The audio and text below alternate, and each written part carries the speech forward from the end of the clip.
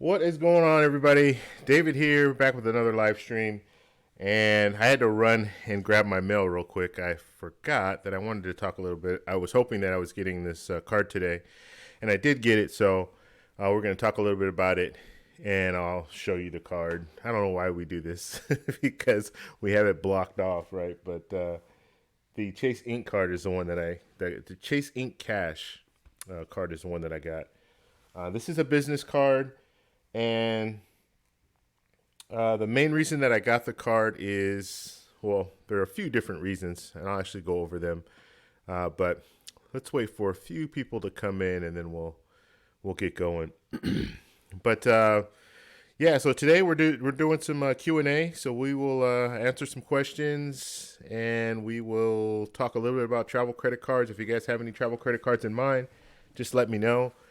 And we'll look at those cards, and we'll see if the cards are good, or I won't say if the cards are good. We'll evaluate the cards, all right? And then hopefully we can see some good cards to get and all that. So if you're new here, if you're new to the channel, please hit the subscribe button. Every Saturday we're on live. We're also on live on Monday.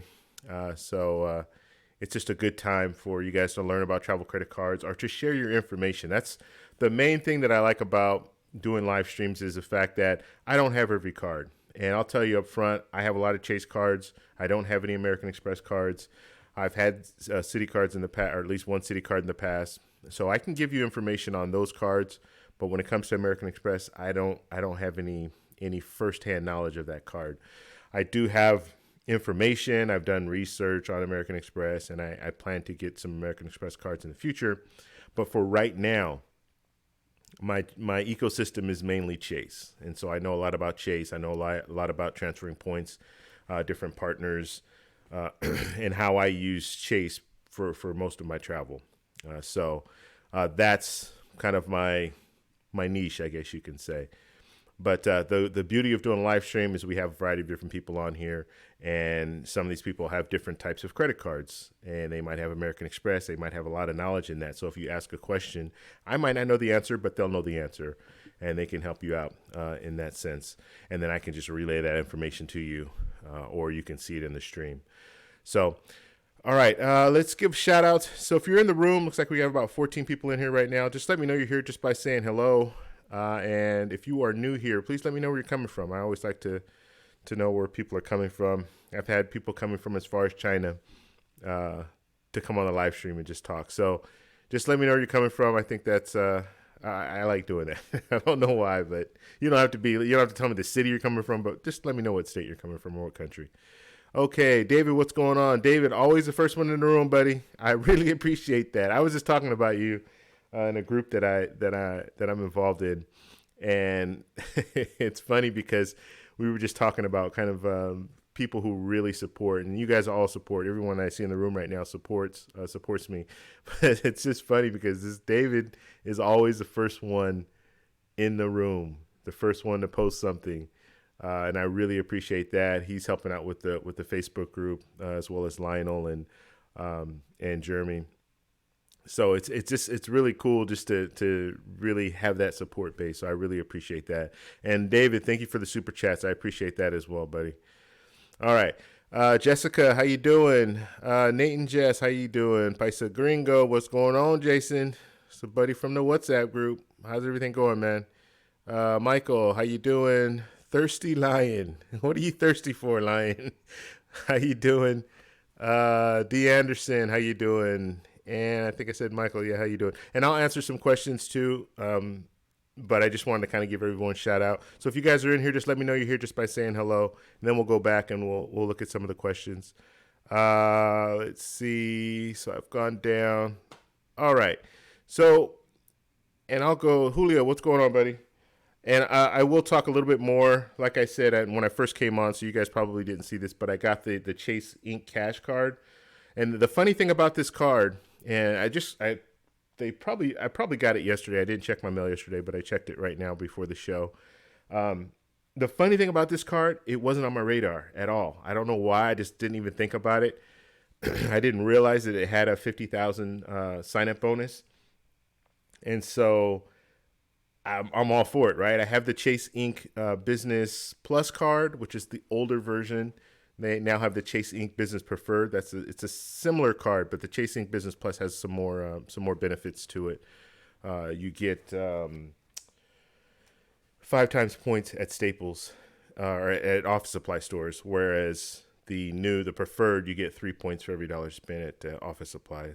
And then some other perks with it. They're both great cards, but I'm just saying I have the older version. And then I have the Chase Inc. Business Unlimited card.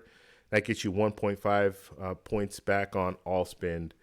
And then, like I said, this Chase Inc. business card was not on or business cash card was not on my radar at all. And I happened to see, and this, I'm telling you, this Facebook group is great. And I'm going to post a link to this too. But I happened to see one of I can't remember his name. He's gonna kill me. One of the guys in the Facebook group, he posted that he just got the card, and I'm like, Chase Inc. Business Cash. Let me look into that card. So I look into a 50,000 sign up bonus. Why wouldn't you get it, right? I mean, that's if you have a business, and even if you have a sole proprietorship, and you can justify, yes, I make money on the side. I have a full-time job, but I make money on the side getting with this business, then as long as you can justify it, it makes sense. And I'm a real big fan of business cards because there are two major reasons that I really like business cards. One, it's not going to hurt your utilization. So if I'm using these cards for business purposes, and that's what I use a card for, but I have a photography business. There are a lot of camera equipment and stuff like that I purchase in my photography business, but I also have a YouTube channel, obviously, and I spend money on YouTube stuff. So I shoot out of my place, and so all the stuff that I buy, furniture, that kind of stuff, it all ties into it. So I use all those things, and so that's what I'm using these business cards for. But it doesn't show up on utilization. Okay, so it's not going to show up that let's say if I spend $3,000 and then at the end of the month, I pay it off. I pay it every month. I'm paying it off. Every 2 weeks I pay everything off. But if, let's say, the credit card company sends the information to the bureaus, it's not going to show up as utilization. So that's one thing that I really like about it. The other thing, because they kind of separate business and personal, right? Now, if I don't pay this credit card, this is a big thing. If you don't pay the credit card and you're a sole proprietor, you don't pay the credit card, it will hurt your personal account. So just realize that late payments they will show up on your personal credit. But as far as the utilization stuff, that's where you can kind of get over. Or I won't say get over, but that's where you can benefit from business cards. So I love business cards, but one of the things I really love about Chase, or another thing I really love about Chase, is the fact that Chase, they have great sign-up bonuses. This is a cashback card, okay? This is a cashback card with a 50,000 point sign-up bonus. If you get the Citi, or not the Citi, I'm sorry, if you get the Chase Freedom card or the Chase Freedom Unlimited card, those are just regular personal cards. The Chase Freedom card, I think, is a $150 sign-up bonus. The Chase Inc. The Chase Freedom card, or the Chase Freedom Unlimited card, I don't even know if they have a sign-up bonus right now. But they're always low. It's like $150, which is 15,000 points. So you're not getting those nice 50,000 sign-up bonus. The Chase Inc. Business Unlimited card that I got that card back in, when did I get that card? I got that card at the beginning of this year, and it was a 50,000 sign-up bonus. So you can really make out good using these business cards. So I would highly recommend, if you guys are interested in building up a Chase ecosystem, look into some of these business cards. And it doesn't count. It doesn't count towards your 524. Okay, so I just got this card right now. Right now, I'm like 0.24. I don't have, because all the cards that I've picked up in the last 2 years have been business cards, and I don't get that many cards. Okay, so when it comes to Chase, the last regular card that I got, I'm just trying to think out of my head. The last card that I got, I think it was the Chase Chase Sapphire Reserve. I think that was the last card that I got. And that was 2 years ago. Yeah, that was the last card I got. And I might be mistaken, but just thinking in my head, I think that's the last card I got. I looked at my credit report just I think about 2 weeks ago, and it was just showing, it wasn't showing anything as far as personal credit. It was all the business credit that I was pulling. So I'll have to double check that. So don't quote me on that, but I don't have any cards right now that are outside of the, like when I was looking at it, 24 months, I don't have any like pulls that were personal. So, all right, let's go back in the chat here. Brian, what's going on, buddy? Thank you for the super chat, man. Yeah, I appreciate you coming in, man. I appreciate you coming in. So he's in our WhatsApp group as well, our travel group. So good dude, real good dude. Thank you, man. I appreciate that, man. And I'll be back in there. We had some good discussions going on in the WhatsApp group earlier. I want to get back to it, but I had to jump on live, so I'll jump back in there as soon as I'm out of here, so we can finish our discussion. All right, let me give some more shout outs here. Let's see. And like I said, I'll go over I'm just going to do the shout outs and then we'll come back up and answer some of the questions. Rolo, what's going on, buddy? Julio, I said, what's up to you? Andre and Andrea, what's going on? Love crossing borders. I'm going to give them a shout out. I always got to give them a shout out because they're real good people. So Andre and Andrea, they're living in Colombia right now, living in Cali, Colombia. Andre he's an American, and he met this Colombian woman, and now he moved out there, so he's living out there with her, and he has a channel. He has a YouTube channel, and Andre, post a link to it, and then I'll open it up so everyone can see it. But yeah, they have a good channel because they talk about relationships and interracial, international relationships. So it's a real good channel. It's got a lot of information on there. And if you've ever thought, like, some of us guys, and I'm one of them, I like to travel a lot, and you meet women when you travel, and there's always that thought in the back of my head, like, is this like someone I could fall in love with? I'm single right now, so when I go out, is this someone that, I don't know. I have a good time when I travel, and I go to Colombia a lot, and so I kind of know where this brother's coming from. You meet these beautiful women out there, and there are issues. I mean, you have some struggles and stuff like that, but yeah, they have a great channel. So just get in there and subscribe to the channel. And they'll have a lot of great content coming out. They have great content right now, but they'll have more coming out.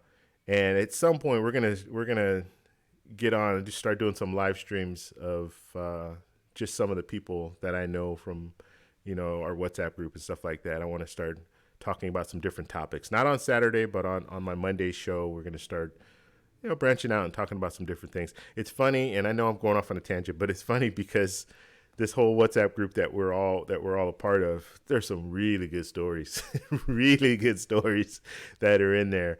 And obviously we'll probably have to, protect the people who, what am I trying to say?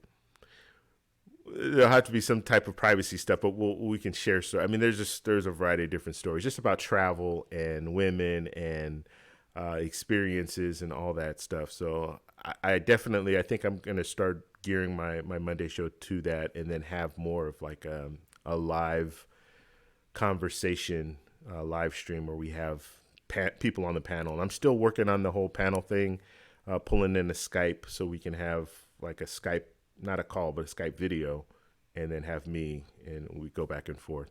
All right. If you guys are in here right now, please hit the like button so we can get more people involved in the chat. Or not involved in the chat, but more people will see. Google will promote it for us, so we'll get more people up knowing that we're doing a stream. Now, this is a good time. If you guys have a credit card that you're interested in knowing a little bit more about, then we'll do a review right now. We'll pull it up and we'll look at the card and see what some of the benefits are. Mainly focused on travel credit cards. That's what we do here. We're trying to maximize points, so we're trying to get these cards. Hit the sign up bonus with the cards, use the cards to travel. So that's what we're all about today, Saturday. So if you have cards in mind, please put them in the chat, and then we'll see if we can go over some of those. I do want to go over the Chase card, the Chase Ink card that I just got, the cash card. You might be interested in it, so I will put that out there as well. But right now, let's go ahead and look at some more stuff on the chat here. Okay. Let's see. We'll go over some of the questions. If you guys have a question specifically for me, just put TEC or at TEC, and I'll make sure I answer that question. Okay. David said, thank you for the kind words. Yeah, no problem, buddy. Like I said, man, how can I say this? One of the things I really enjoy about doing live streams is just seeing people, the people that keep coming back. That really impresses me. And like, I look in here and I remember, like, there's one thing, like, I'll remember if someone has been on here before, I'll remember, just because, I don't know, it's a weird thing, but it's not a weird thing, but it's just kind of a unique thing when people come on and they keep coming back. I just really appreciate that. So, yeah, that's why I always want you to at least say hi when you come in, so I know that you're here. Oh, okay, I've seen that name before. Oh, I remember that person, and they had this question or they had that question. I don't know. It's just, oh God. Let's see. Nate, Epic Travel Food. Okay, and okay, let's keep moving on. All right.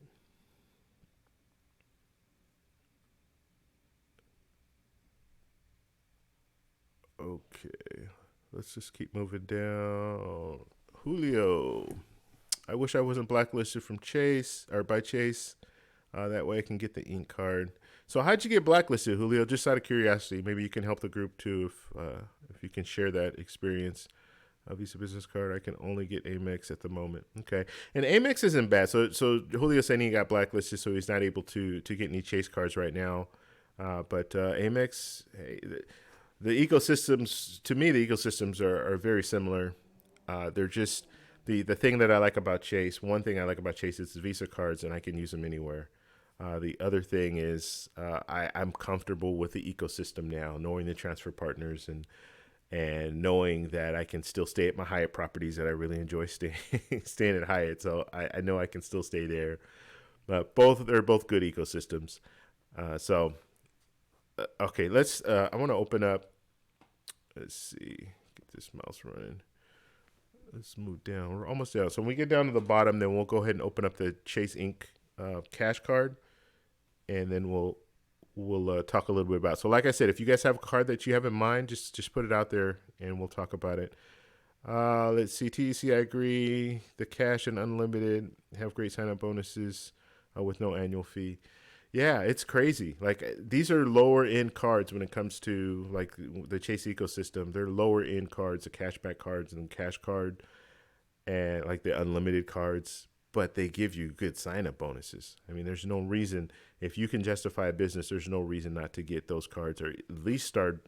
I mean, you can build a whole I now have the Chase business trifecta, right? I have the top tier card, the top tier card that they have for business, the Chase Ink Business Plus card, or the Chase Ink Business Preferred card, the same card. Then I have the unlimited card. So if you're looking at it along these lines, because the Chase Ink Business, they don't have like a $450 annual fee card for business. But let's look at it along these lines. You have the Chase Sapphire Reserve, and then you have the Chase Ink Business Plus card. That's a card that I have. So you have those two. And the only reason I'm putting them at the same, I'm just trying to show you kind of the trifecta. And then you work your way down. You have the Chase Ink Business Unlimited card. So that'll get you 1.5 on everything. And then you have the Chase Ink Cash card. So now I have the three cards that I can use together. Those two lower cards, the Unlimited and the Chase Ink Cash card, those are cashback cards. So what I can do with those cards is I can transfer those points up to my Chase Ink Business Plus card, or the Chase Ink Business Preferred card, and use that for travel. Okay. And the reason I keep saying Chase Ink Business Preferred is because that's the card that's out there right now. You guys are going to look Chase Ink Business Plus. I don't even see that card. It doesn't even exist anymore because it doesn't. They're not. That card isn't around anymore. But I happen to have it. That's why I keep trying to show you they're the same. They're the same level of a card. both $95 annual fees. The Chase Inc. Business Unlimited, 0 annual fee. The Chase Inc. Business Cash, 0 annual fee. Okay. Let's see. Let's move on down. I also believe that 0 will be. Okay, so Michael's saying that he also believes that that they have that 0 APR for the first 15 months. This is great for startup businesses trying to get off the ground as well. Yeah, and I'm not a big fan. And I don't know. I have to look more into it. I don't know if that's a transfer, like if they want you to do a transfer, or if that's just 15 months off the bat. I don't even know, honestly. When I got this card, I mainly this cash card. I just looked at the fact you're getting a sign up bonus of 50,000 points, and then I did a little research, and we'll look at it today. But I did a little research, and I was like, yeah, there's no reason for me not to get this card at this point. So I jumped on it, just because of that. And oh, another thing too that I want to talk about with this card, I didn't get this card right off the bat. They did something a little strange that I haven't had. Well, I've had it happen to me before when it comes to business cards, but I didn't have it happen the way that it happened in this situation.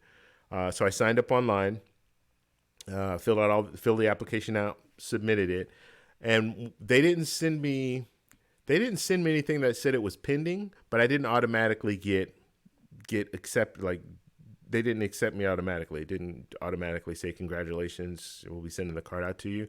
It just said, we're looking into your account. We'll be back to you, or we're looking into your application. We'll be back to you ASAP, or as soon as possible, something like that.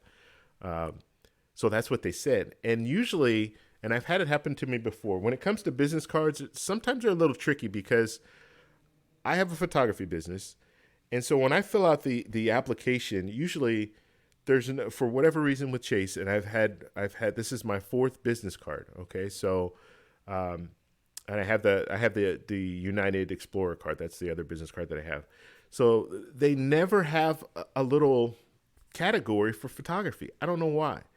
They have they have a bunch of different stuff on there, but they never have photography. So I always hit other, and then I go down and they have another little section where you put like a little more detail as far as, and they're all drop down menus where you can put a little more information as far as exactly what you do. So the first thing they want to know is kind of like what the industry is, and then they want to know exactly what you do. So the industry, they don't have anything that's like camera related.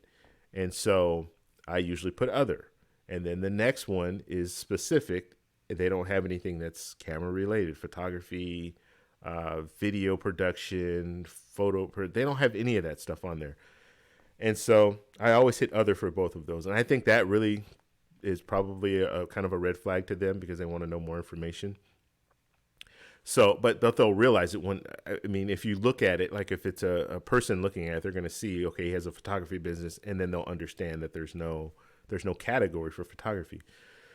So out of the 4 cards that I've gotten, 3 of them, 2 of them went to pending, where it actually said that it's pending. We will respond to you within 30 days. That was 2 of them. And then this last one that I got, it just pretty much said that they are reviewing my application. That's what it said. We are reviewing your application. We'll be back to you. We'll get in contact with you as soon as possible. And so I was kind of thinking, that's weird. Like usually they'll tell you it's pending, and they'll tell you like officially you'll get a notice within 30 days or something like that. So they didn't do that, and I was kind of like, I don't know what happened. And so usually, and the 2 times that I did go to pending with these business cards, the first time I waited a couple weeks and I called them. The second time I waited a week or a couple weeks, something like that, and then I called them. They called the reconsideration line. So they do have like a reconsideration line. So if you do go pending, you can call a reconsideration line, and they'll give you. Usually when I call, and we've talked about this before, but when I call, I just say, hey, I applied for this credit card, and I was just wondering if you need any more information. Then they pull up your account. Once they do that, then if they have any questions, they'll ask you. The first time that I did it was a Chase Inc. Business Plus card, and they asked me a few questions. That's 2 or 3 questions, and then the lady went away, came back like 3 minutes later and said, congratulations, you have the card, and this is what your credit limit's going to be and all that. The second time was the Chase Inc. Business Unlimited card, and that one was the same thing. It went to pending, and immediately, like this 10 minutes after it went to pending, I was like, I'm gonna call because I already had the reconsideration number, right, line number. So I just called him and said, hey, just wanted to know if you need any more information. He's like, oh, let me pull it up. So he pulls it up, and he goes away for like 2 minutes, comes back and says, congratulations. He didn't ask me any questions at all. So it was like it was almost one of those deals where he just flipped the switch. Like the computer set up, we don't understand what's going on. Maybe it's because I put other for both the categories, but he looked into it and saw, oh, he has a photography business. So he just went ahead and approved it and told me what my credit limit was. Okay, so that was that. Now, this last time, like I said, it was a little strange. It was different. The way they just kind of said, we're reviewing your application. We'll get back to you as soon as possible. So I waited a couple of days and into the weekend. So I didn't do anything over the weekend. And I was thinking, you know what? I'm going to wait a week this time. I'll wait a week and then I'll call them. But what the reason that I knew that I got the card is because I was going to pay my bills. Like every 2 weeks I pay my bills, right? So I go online and when I go online, and when you go online with Chase, all my cards are on my profile. So when I pulled up my profile, guess what? I have an extra card on there with the credit limit and all that stuff, right? And I hadn't physically received it because I just got the card today, so I hadn't physically received the card yet, but I had the account and it showed that it was that it was open and all that good stuff. So they opened it. They never contacted me either. Like they never sent me an email. They never said anything to me, telling me that I got the card, but I got the card, and so that's how that went. So it was a little strange. So like I said, I was gonna wait a week and then call them, but I didn't even have to do that. Once I checked my account, it was on there, and I'm like, oh, okay, I'm good with that. Let's do this. All right, let's see. Oh, my mouse. This mouse is the worst. I always have issues with this mouse because it doesn't always want to work. Okay, let's see here. Lionel, what's going on, buddy? Let's see. Okay. Did you have to show Chase? Wait. Okay. Did you have to show Chase any documentation about your business to apply for the Chase Inc. cards? I'm considering applying for sole proprietorship for expense related to rental property. We have. Yes. I didn't have to show any information. No. Sole proprietor, as long as you let them know what your business is. You want to be like, if you do like have a legit, like I have a legit business, but it's my name, right? So my name is my business. It's a photography business, David Clark Photography. That's usually okay. If it's just your name, that's even better. So if your business is just your name, that's even better. If it's a different name than your name, or your name is not in the business at all, like the business name, you might want to go ahead and go through the steps getting fictitious business name and all that through the county. But yeah, so you want to be able to tie that business to your name. So if you can't do that, then that's when you have to go that extra step. But I didn't have to provide any additional documentation. All I needed to do is just tell them this is what my business is, and tell them about how much money I make in my business every year. And then they're going to want to know as far as your personal income. So how much you make a year in your personal income. And I don't even think they ask you what your personal, like what company, like who you work for, in a sense, or like where you're getting your personal income from. I don't think they ask you that. I can't remember. I just filled out the application a week ago, or a week and a half ago. So I can't remember. But yes, just fill out the application. If it's sole proprietor, put sole proprietor. Put your social security number in there. They're going to run your credit, obviously, so they'll know what your credit looks like. Being the fact that I already have some Chase cards, I'm sure that probably helps, and they see that I pay on time and all that. So I'm sure that plays a part. So maybe getting a business card as your first card, that you might run into some problems. So you might want to get like the Chase Freedom card as your first card, and then move up, get the Chase Sapphire Preferred or the Chase Sapphire Reserve if you want to go that route. and then maybe look at getting a business card here or there. But definitely, the business cards are they're hidden gems, man. Those are the good cards to have if you can justify it. So Nate, if you do have a rental property, then I would definitely look into doing that. And there are a lot of things you can buy using those cards for your rental property, and you can really earn a lot of points by doing that. Okay, let's see. And if Nate and Jess, if I were you guys and you're looking to get a business card, the one that I would recommend, I did it backwards. I would recommend doing it with this card first. So get the cash card first. And if you have a Chase Sapphire Preferred or a Chase Sapphire Reserve already, then getting this cash card, you can still transfer these points up to one of those cards. So you can cross. Like, just because you have business cards doesn't mean that you can only transfer your points up to the business accounts. You can transfer those points from the business cash card over to the Chase Sapphire Preferred or the Chase Sapphire Reserve. So they all kind of work together when it comes to that. Okay. Reckless Rican, what's going on, buddy? Oh, let's see here. Katig, what's up? How you doing, man? Let's see. I owe Chase over. Okay, I owe Chase over 20,000. That's how I'm blacklisted. Okay, well, you're gonna have to pay those bills off before you can get that, or you're get any Chase cards. I would imagine. It's too much to catch up, and not enough time. All right. Well, it is what it is. I mean, and we all have struggles when it comes to credit sometimes, to try to get our credit better and all that. So we all make mistakes. So at this point, just try to work with them and get it to where it needs to be. But if I were you, like you're saying, you have the Amex cards, build up that Amex ecosystem, and then once you've got that a solid Amex setup, then you can move into Chase once you pay those cards off, or paid off the debt that you owe them. But yeah, and David will tell you he's Amex. He's got a lot of American Express cards. I think he has a Chase Sapphire Reserve as well, but he swears by American Express. So a lot of people just have American Express, just like I just have Chase right now. A lot of people just have American Express, and they use those cards religiously. TEC, I never once thought to get the Chase business cards. I have the Amex Business Platinum, but you're definitely sparking my interest. Yeah, I just think they're good cards. The sign-up bonuses they're amazing with these cards. Let's see, Julio, you should pay them back. Okay. All right.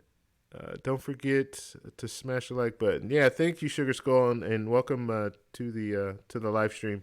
Yeah, if you guys are in here right now, hit the like button so we can get more and more people in here. We're doing pretty good now. We got about 36 people, and more likes we get. I like to get at least 30 likes on an episode, and right now we are. I don't even know where we are right now. I can't even pull that up. Hold on. But the more likes we get, they'll push it up in the algorithm, and they will allow more people to see that we're doing a live stream and bring more people in. So let's. I'm gonna do just one thing real quick. I'm just trying to. I usually have my live screen up, but it's not up for right now. So I'm gonna pull it up real quick. That way I can see some of the background information. Okay. Yeah, we can't do that. All right. So just give me 2 minutes. 2 minutes, guys. Okay. While this is loading, we'll move on. Ellie, what's going on? How you doing? Or Eli, I'm sorry, Ellie. Eli, what's up, buddy?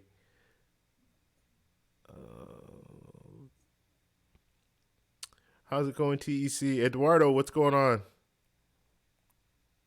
I have 2 ink cards for my current business. Do you know if I start a new business and apply for a new ink card, will I qualify for the bonus? So you have 2 ink cards right now. Are you talking about applying for the same card, or like have a different business and apply for the same card? Yeah, if you could be a little more specific, then maybe we can give you some information on that. Now, if you have a business and it's a corporation, I don't see any reason why you can't have one corporate, like a LLC or something like that, with one. And LLCs, it might get a little more difficult as far as the whole income and all that stuff. I don't have an LLC, so I can't give you information on that. But if you're talking about two sole proprietor, like a sole proprietor business and then another sole proprietor business, and you get two of the same credit cards, I don't think they'll allow you to do that. You're using your social security number, so it's going to be the same social security number. So I don't think that's going to fly. But when it comes to like if it's a LLC or if it's a corporation, then you might be able to do that because the corporation is on its own. It's its own entity. It has not. There are no ties to your personal account, or your personal credit, I should say. All right. For some reason, I am not getting everything I should on my screen here. Okay, we'll just move forward. Let's see, Michael Eduardo. Yes, you can get a sign-up bonus for each business. I'm using my sole proprietor, and then a card for each license. Okay, and then a card for each LLC. Okay, so yeah, that's Michael saying that. So each LLC, he's able to do it with that because, like I said, it's kind of its own entity. But if it's a sole proprietor, yeah, you have to do some more research. But I don't think you can do two sole proprietors because you're going to have the same social security number. Whereas LLC, you're going to have a tax ID, so it'll be a little bit different. Let's see. Julio, David, would you work with me? Somebody banks. Okay, so you guys have questions. Hip, what's going on? You didn't miss much. We're still just talking. We're going to talk about some travel credit cards in a minute. If you guys have any in mind, just post them in the chat. Once we get down to them, we'll look at them. Okay. Congrats with my new card. All right, buddy. I don't know how to pronounce your name, so you're gonna have to help me out. It's we're just gonna call you back. BAC. And what card did you get? You said congrats with congrats with the new card. I'm sorry. Thank you. I appreciate that. And let me know your name too. I don't like I want to call you by your name, so just kind of let me know how to say it, I guess. If you can do that. My first Chase card is a Southwest Rapid Rewards Party card. Just got the card several weeks ago. Good, Nate and Jess. So they got that Southwest card. And that's good. Some people swear by Southwest. I'm not one of them, though. I'm not really big on Southwest, only because of the seating arrangement. That's the only issue that I have with Southwest. I've flown on them before. But it's just that whole seating arrangement. I don't want to be late to the plane and then not be able to and have to sit in the middle or something. I cannot sit in the middle seat. It just, it doesn't work. Not for me. I'm a big guy, so I remember I had this happen to me and it frustrated me. And this was back. This was actually my first trip to Colombia. So on my way back, I was traveling with two buddies, and we were flying on, was it United? I think it was United, or maybe it was that Continental. If that was still, I think Continental was still around back then. I don't know. It was. I'm not sure. I can't remember, to be honest with you. Yeah, I think it was Continental. If Continental was around at that time, but anyway, so we fly from Colombia to Houston. And then from Houston, we were flying back to Los Angeles. And so when we get to Houston, obviously you have to go through customs and all that good stuff. And so we're waiting in line in customs. We had a short window as far as our layover. So we go through customs. We come out of customs. I made the mistake, so it was my fault. But it was my mistake because I had a water bottle that I had on the plane with me, and I didn't take it out of my little personal bag. So when I went through the checkpoint, of course, they stopped it, and then they have to review your bag. So they reviewed the bag, then they had to put it back through. And so this time, one of the buddies that I was with, he waited with me because he was right behind me. The other buddy was in front. And so he went through and he just kept going. So he went all the way out to the plane or to the gate, and he told them, "Hey, I have two buddies that are coming. Like they're coming right now." And they know we came in. We're flying on the same airline or the same company, the same airline company. So they knew that we came in and that we arrived here and that we were going to be catching the next flight. So long story short, we get to the gate and we were probably 5 minutes behind my buddy. So we get to the gate and the jetway's already coming, retracting. So we can't get on the plane. We're done. And so frustrating, right? Because now we're in Houston. We had to stay there and we had to wait for a flight. So we're like on standby. And so long story short, we're on standby. They say, "Oh yeah, we have available seats." Of course the seats are going to be middle seats. So I come in and I go to my seat and there's two guys like my size, one on one end, one at the window, and I had to sit in the middle. It was the worst flight ever because we're all just like sardines sitting in this plane, and I'm in the middle, so I don't even have it was a mess. But yeah, so I refuse to sit in a middle seat. So I always like to know, okay, I'm picking my seat. This is where I want to sit. So I won't run into that problem. And a lot of the times now, and with travel credit cards with points, one of the big benefits of points is you can use it for business class flight or business class seats, business class, first class. You don't have to worry about sitting in a middle seat. They don't have middle seats, so you're sitting.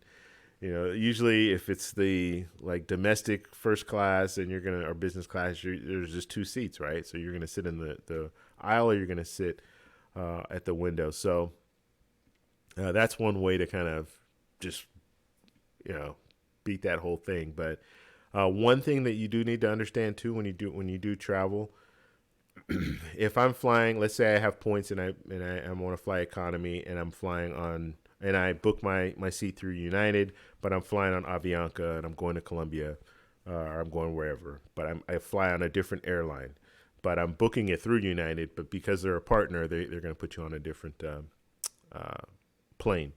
You're not always able to pick your seat.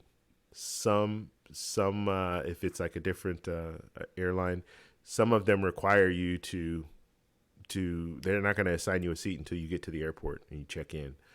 So that does happen. I usually get to the airport early anyway, but I've always, knock on wood, had a pretty good experience where I'm able to get at least the seat that I want. But as long as it's not a middle seat, I don't care. I'll sit in the aisle, but I prefer to sit in the window if I can. Okay, so let's move on. Okay, if you guys are in here right now, please hit the like button so we can get more people in here. Let's see. And he said, hit the like button. The first thing hit that. Okay, thank you.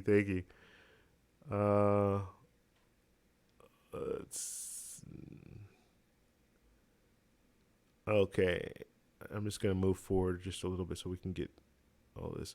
Ron, what's going on? How you doing? James, what's going on? Okay, so let's see. James is asking between United and American Airlines, which airline do you like better in general? And I don't like talking bad.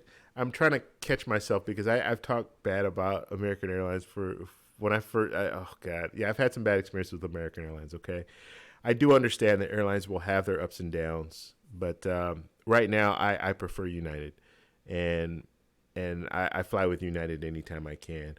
For one, the Chase ecosystem allows me to fly with use transfer my points directly to United, so that helps a lot. And American Airlines, when I was flying with them, that was my first choice. When I started getting points, I had that Citi Prestige card, and I was all set with American Airlines. But I just had some bad experience. I got the Citi AAdvantage card as well, and then what Citi was doing, and I'm pretty sure they're still doing it, but they would offer every year, like twice a year, they would offer, like if you wanted to open up a checking account, you could open up a checking account with Citi, and you have to go through some steps. So put $1,000 in the bank or in the Citi account, and then you need to do like a few different things that they wanted you to do, but they give you 50,000 or 60,000 points. And so I did that a couple of times, and I was able to really build up the points with American Airlines with the AAdvantage program. So I flew with them a few different times, but just I didn't like the customer service. It just was not.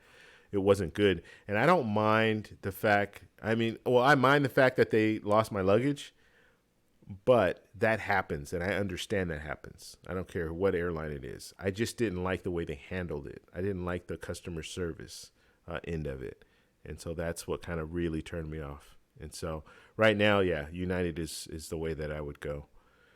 Reckless Weekend, TC, can you upgrade the Chase Sapphire Reserve if I'm over 524? I have the Chase Sapphire Preferred. You know what? That's a good question. I don't know. I don't know. If anybody knows in the chat, let post it, and maybe you guys already did. But if you're over 524, can you upgrade?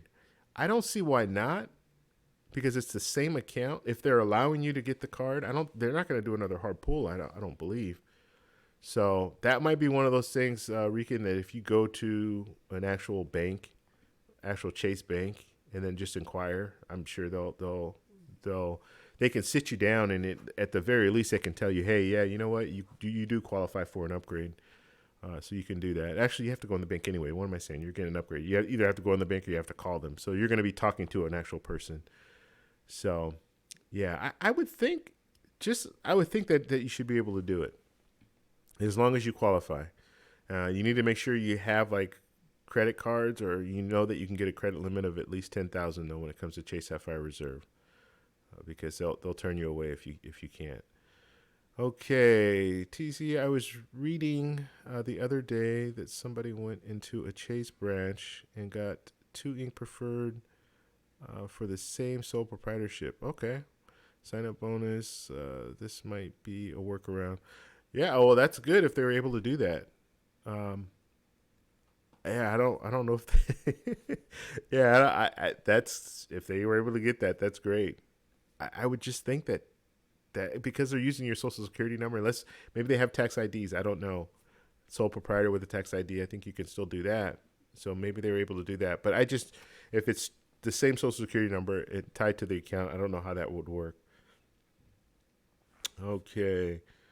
But that might, I mean, if that's the case, yeah, there's, I'm not going to be the guinea pig and try to get another one of these cards. But, yeah, if that is the deal, then that's a good workaround, because like I said, these ink cards, the sign-up bonuses are amazing on these cards. And this sign-up bonus is not always 50,000. It's actually, they're doing a promotion right now, and I think the promotion started the end of last year, and it's still going on now. But definitely a good card to consider because of that sign-up bonus mainly.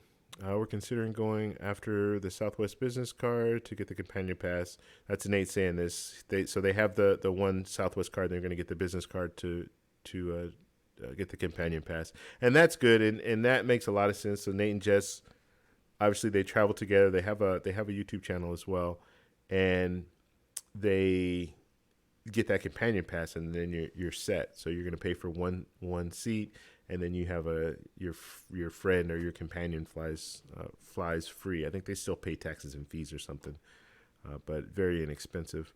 And then you can go anywhere that Southwest goes, and Southwest now goes to Hawaii, which is a really good destination to travel to. Let's see. Okay, love crossing borders. I know that feeling. Hey, Andre, post a link to your channel on here so I can open it up so everybody can jump over there and join your channel. Subscribe to your channel, I should say. I love the Southwest allows 2 free check bags. Okay, and that's Michael saying that. And that's good, too. I mean, I usually will make a commitment. Michael, thank you for the super chat, buddy. I appreciate that. Thank you very much. The whole check bag thing, you need to make a commitment first off with an airline, and try to fly on that airline as much as possible. And so get their branded card. So like I got the United card. I had the Citi AAdvantage card. I had that one when I was flying on American Airlines, and that gets you a free check bag, not just for you, but for people you're flying with up to a certain number. But it's great to be able to have that, and then you have that priority boarding and all that kind of stuff too that they tie into that. So that's good. Let's see. TEC, the aisle seat is the best seat. So that's David saying that the aisle seat. I don't like aisle seats. So this is my hierarchy when it comes to the seats. Okay, you have the 3-row seats, right? Window. I like the window seat. One, I like to look out the window. I usually have my camera with me, and I always have my camera with me. So I like to shoot footage out of the window. I've taken some pretty nice shots, like out of the window, believe it or not. And you get bored, so you want to have something else to do. And so looking out the window is nice. And I like to be able to just lean up against, you can lean up against the window or the wall of the plane. So I can lean up against the plane and sleep that way. So I like that. I don't like the aisle seat because, and so it would be window, aisle, then middle. So I don't really like the aisle seat because I don't like people bumping into you. And even if they're not bumping into you, if you're trying to sleep, you can't really sleep because we have people walking by, they're brushing up against you, or you can feel the wind coming through. And yeah, I'm not a big fan of the aisle seat. Now I will take the aisle seat definitely over a middle seat. So if there are no window seats available, then yeah, I'm jumping. I want that aisle seat if possible. But I guess if you strategically sit in the right place on an aisle seat, then you're good. I'm one of those people that I don't have to get up and go to the restroom a lot. So I can kind of sit there and maybe go to the restroom once on a 6-hour flight or something like that. Or maybe just get up once. So I don't really have that need a lot. And I like to fly. If I'm doing 6 hours or more, I'm looking for a business class ticket if I can get one. And that's where the points come in. So that's where I started looking, okay, well, this is going to be a long flight, so let me try to get a business class seat so I don't have to deal with that. If they're short flights, 3 hours, 4 hours, I'm good. I'm good with sitting by the window, and I can, I'm fine with that. Okay, love crossing the borders. 2 free bags with Southwest. Yeah, Andre, correct. Okay, do you no longer have the Citi cards? So Hip's asking me that. So I don't have the Citi Premier card anymore. I got rid of that one, and that was a mistake. This is the whole learning curve, right? This is how you learn about these credit cards. You should never close an account. And the Citi Premier card was the first card that I got, and that was 3 years ago. And so I had that card and used the points on the card. Didn't really know what I was doing. Just, the right thing to do is to close the account, right? So I closed the account. Big mistake. Keep that account open. Keep that credit limit, whatever it is. Keep that in my, a part of my credit. So I should have never closed the account, but I did, and that's the only card that I closed. Now the Citi. Now, if I didn't want to pay the $95, then this is where it comes down to. This is what I was thinking back in the day. Well, I don't want to have to pay the $95 annual fee every year, so I have to close the card, right? Well, no, you don't have to close it. You can downgrade it to something that's a 0 annual fee card. Keep that same credit limit, but you just downgraded the card, so you still have that credit limit, and you just have a different card. Okay, it's not going to give you the same benefits, but you still have, you want to keep that credit, and that will help with your whole credit utilization because you have your credit limit or credit available to you. And let's just put out a number, 50,000 is a credit limit that's available to you. Now, if I get rid of a card and that card has 10,000 credit limit on it, well, now my credit overall is 40,000. And then with the money that I have that I spend every month, or that I have on the card every month, let's say it's 4,000. Well, now my credit utilization is 10%. Whereas if I would have kept that other card, just downgraded it, and still had that 10,000, so now we have 50,000, and I'm spending 4,000. Help me with the math. I can't do that math off it. But anyway, it's going to be lower than 10%, right? So now you're looking at your credit utilization it's a stronger setup there. So you have, your credit will respond to that. Credit utilization, your credit's going to respond to that. And it's a big part. It's 35% of your FICO score is at credit utilization. So the single most points that you can get, like value, the single most value that you can get is that credit utilization. So it's very important. So it's that and paying your bills on time. Paying your bills on time is 30%, 35% is credit utilization. So you want to make sure you focus on those two. So anyway, yeah, don't close the card. If you can keep that card open, downgrade the card, and then run it like that. Okay, reckless. Yes, you can. Product change when you're over 524. Okay, so that's Michael saying that. So thanks, Mike, for helping us with that. You can upgrade from preferred to the reserve after you've had it for 1 year. That's Ron saying that. Yeah, and you know what? That is something that was brought up. Paiso Gringo, if he's still in here, he actually called because I didn't know the answer for him, but I was telling him he has a Chase Sapphire Preferred. I said, yeah, if you really want to continue traveling, then you might want to consider getting that Chase Sapphire Reserve. So he called Chase, and that's what they told him. They said, yes, you know what, you have to wait a year, but after that year, then you can call back and do that upgrade. Okay. All right, X. Let's see. We'll just after one Chase Sapphire Preferred after the annual fee is posted. Okay, so X is basically saying, I don't know how to say your name, man. So I'm sorry, but he's saying that after 1 year, Chase Sapphire Preferred to Chase Sapphire Reserve after the annual fee is posted. Okay, and I would hope that you wouldn't have to pay that annual fee. So maybe they could waive that because you don't want to pay a $95 annual fee and then have to pay a $450 annual fee. So it would be nice if maybe they can credit that $95 annual fee when you do the upgrade and then just put that in the whole $450. Let's see. How can you justify a $450 annual fee for Chase Sapphire Reserve after $300 travel credit, $150 for Priority Pass worth it? Which sometime works. And I wouldn't give $150 for the Priority Pass. I wouldn't give it that much value. But I don't know if you're asking that question. X, let's see. If you don't travel a lot, you have to spend thousands just to break even. Okay, so this is X. He's just talking about the Chase Sapphire Reserve. So there are other benefits with that Chase Sapphire Reserve card. So you don't just have Priority Pass. And yes, you'll get the $300 travel credit. You'll also have benefits like the primary car insurance if you rent cars, if you're traveling. What are some of the other benefits offhand? And I do travel a lot, so that's kind of the way that I go about it. But just everyday spend too. Like if I eat out a lot, so I go to restaurants. I get 3 points for every dollar spent on that.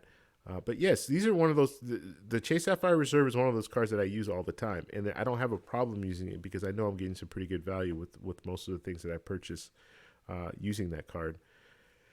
You also get the purchase protection, which a lot of credit cards will give you this, but you do get purchase protection, which I like that. It just extends your warranty, and it also gives you protection 120 days of if it gets lost or stolen and stuff like that. So there's some different perks in there that you can really pull that annual fee down to zero. And even if you can't get it to zero, if I can get it low, $300 off the bat, that's good. So now I've brought it down to $150, and then from there, yeah, I can kind of nip away at it, I guess you can say, or pick away at it, or however you want to say it. But just looking at it, like when it comes down to Priority Pass, I kind of value that at maybe, well, now depending on how you work it, if you're going to some of these restaurants, yeah, you could say it's $28 credit. Let's say that $28 credit, you're able to use that at least when you travel. I travel at least every 3 to 4 months. So let's say I travel 4 times a year. So I travel 4 times a year. At least one of those airports, I should be able to at least go to restaurants. That's $28. Then if I do the lounge, I'd say between $7 and $10 value because I can get water and stuff like that. Beverages is what I'm saying. Beverages, snacks, and stuff like that. So that's each stop is kind of the value that I see in that. And then, like I said, the rental car stuff, you can get value out of that. if you do rent cars. But yeah, you're gonna have to. I mean, these are travel cards, so if you don't travel, yeah, it doesn't make sense because even the $300 credit, if you struggle to travel or you don't travel at all, the $300 credit, yeah, you can use it for Uber and you can use it for paying parking and stuff like that. But yeah, these cards are meant for travel, so you will struggle. You will struggle if you're not using it for travel. Okay, Jessica, do you use multiple cards to maximize your Chase Sapphire Reserve for travel? Still waiting for the approval, but planning my strategy. Okay, Jessica, and we hope you get that approval. They are taking some time with that. Um, yeah, hopefully. And I think Jessica, you're saying this is your first card, right, with Chase, or do you have other cards? Um, I do use other cards. I don't just use my Chase Sapphire Reserve card. So I will use the United card. I will use the World of Hyatt card. So I use both of those, and then the business cards I use. So the Chasing Business Plus card, I use that card every month because I pay my internet. I pay my uh, what is it? My cell phone, my internet, and there's one more. Oh, my cable. So those are all 5 points for every dollar spent with that card, that business card. So I use that every month. That card, those bills are going to that card. So I use a variety of different cards and I earn the points. And then once I have the points in my account, I can always transfer them over if I need to, if it's like a cashback card or something like that. And then if I want to, when I want to travel, I just put them all together and and go on a trip. Okay. X exactly. That's why the Chase Sapphire Reserve and the Chase Sapphire Preferred are the most overrated cards. That's David. Yeah. Well, but they're however you want to see it. And I'm not gonna get into a debate with David about which cards are the best, Chase Sapphire Reserve or Amex Platinum. But you have more flexibility with Chase Sapphire Reserve if you travel. Now, if you don't travel, yeah, these cards are not. These cards are meant for people who travel. That's why we call them travel credit cards or travel rewards credit cards because that's what they're designed for. So yes, they are going to be weak if you don't travel. And would I recommend getting them if you don't travel? Probably not. Yeah, you probably shouldn't get these cards if you don't travel because that's not what they're meant for. Okay. Let's see. Trip cancellation insurance, rental insurance looks good too with Chase Sapphire Reserve. Yeah, and then you also get better insurances too. And I'm sure David will admit this. Uh, the benefits when it comes to insurance is better than the benefits that Amex offers for travel. So and there's some real good perks and like I said, this is a travel card. So if I fly somewhere and they lose my luggage, which happens, it's happened to me before. You after 6 hours, guess what? Chase is going to give you, or they're going to credit your account $100. So you'll be able to go out, spend $100 on some hygiene items, clothes, whatever you need. You can do that. I think up to 5 days. You can do it every day until they bring you your luggage. So benefits like that, those are great, and that's in addition to whatever the airline company is going to provide you. So, it's a good deal overall. I think it works out. It works for me. I haven't had any issues with Chase at all, so I'm happy with them. Let's see. The portal bonus can help too, if not using the transfer partners. Yeah, and you know what, Michael just talked about that the portal, and it's funny because I have always kind of shied away from using the portal. I've always transferred my points over to the different transfer partners and booked my flight through my hotel stays all through transferring my points. But it was funny. I was looking, and I'll be going to Colombia in August, and right now the points. I was looking at United and the points that they want. There's a special event going there. It's a flower festival, and that's the reason that I'm going. And right now, they're limited seats, obviously, and so it's like 50,000 points to fly economy one way, which is ridiculous. So I'm not going to be going that route. So basically what I did is I looked at the portal just out of curiosity. Looked at the portal, and it's for round trip ticket economy is like 29,000 points. So in that case, Portal's much better. So it's not always better to go with transfer partners. Sometimes you can make out, you can get a good deal going through the travel portal. So my advice now, look at both. Always look at both because you might be surprised what you might find. Now, if you're going to fly business class or first class, you're pretty much going to have to do the transfer partners because you're usually not going to get a real good deal flying business class or first class through the portal. You're going to use a lot of points. So just keep that in mind. Okay. Let's see, Ron. Let's see, other Chase Sapphire benefits, points worth 1.5. Okay, so we talked a little bit about that. 6-hour trip delay, we talked about that. 25. Okay, that's a good one, Ron. I didn't mention that one. So the $2,500 medical insurance. Okay, so I don't know about you. When I travel, I don't get insurance, and that's a bad thing because you just think when you travel, we do a lot of things when we travel that we don't do on a normal basis in the U.S. Like we'll get on what are the little forerunner things, razors, horseback riding. There's so many different things that we do in these excursions and stuff like that. And I don't know how that all works. Like, I think you kind of sign your life away when you get on those things. And if something happens, they're not liable. But just having it's something. And with the Chase Sapphire Reserve, you get that $2,500 kind of like medical insurance. So it'll pay up to $2,500 if you get injured. Say you break your arm or something like that. A lot of these countries, if you don't have any money to pay for your medical treatment because you don't have in their eyes, you don't have insurance. You might have insurance back in the U.S., which I have insurance in the U.S., but it might not apply to the country where I'm traveling to.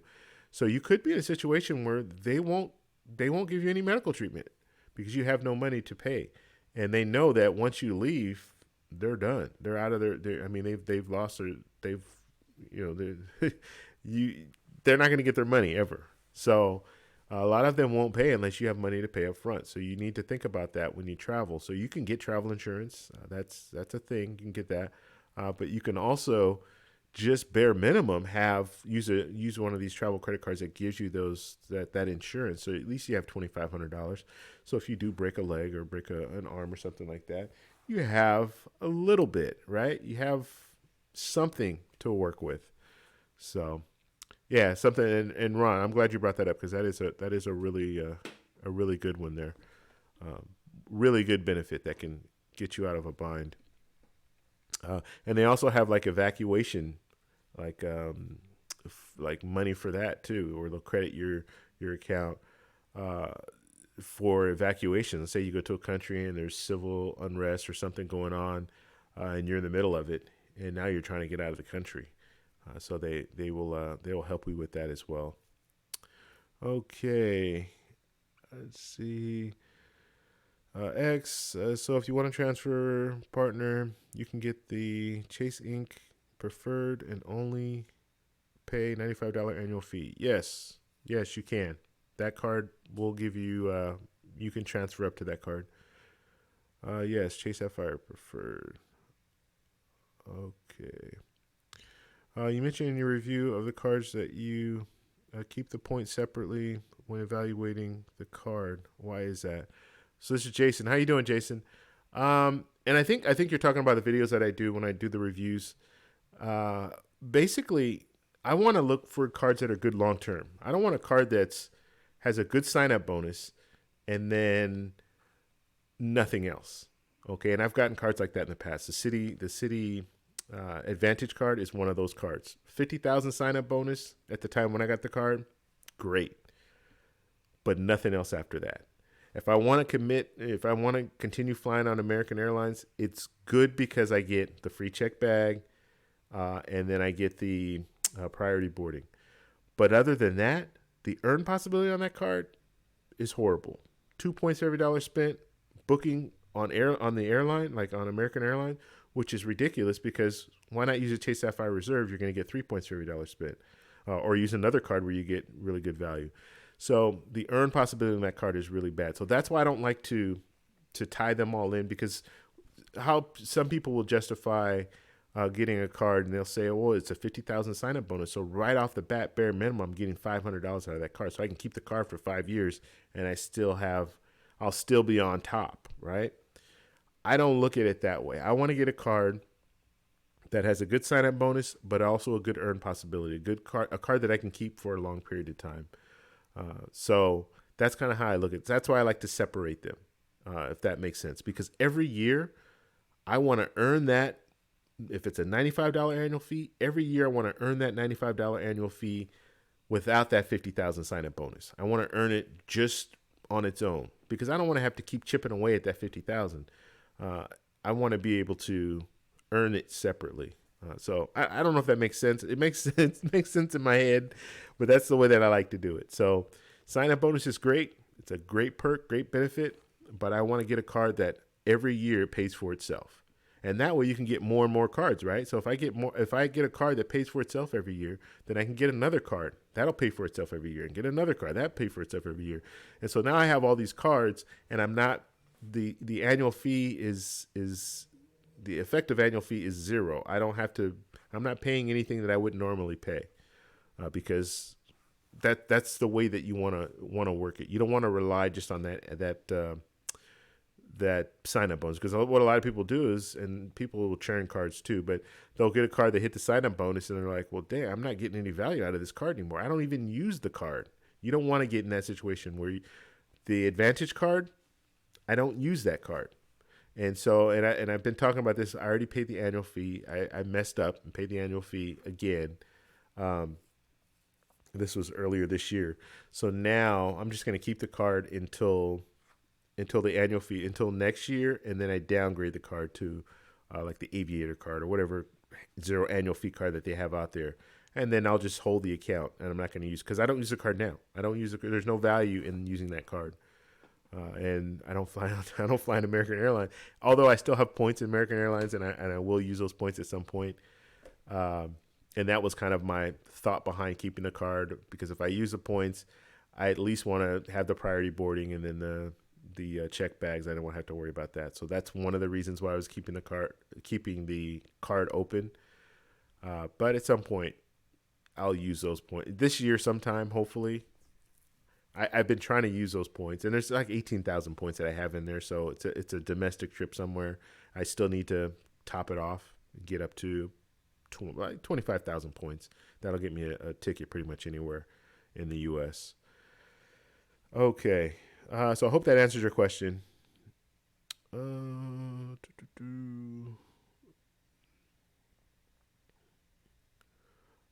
Okay, so Thirsty Lion saying no dining on the Chase Inc. Preferred.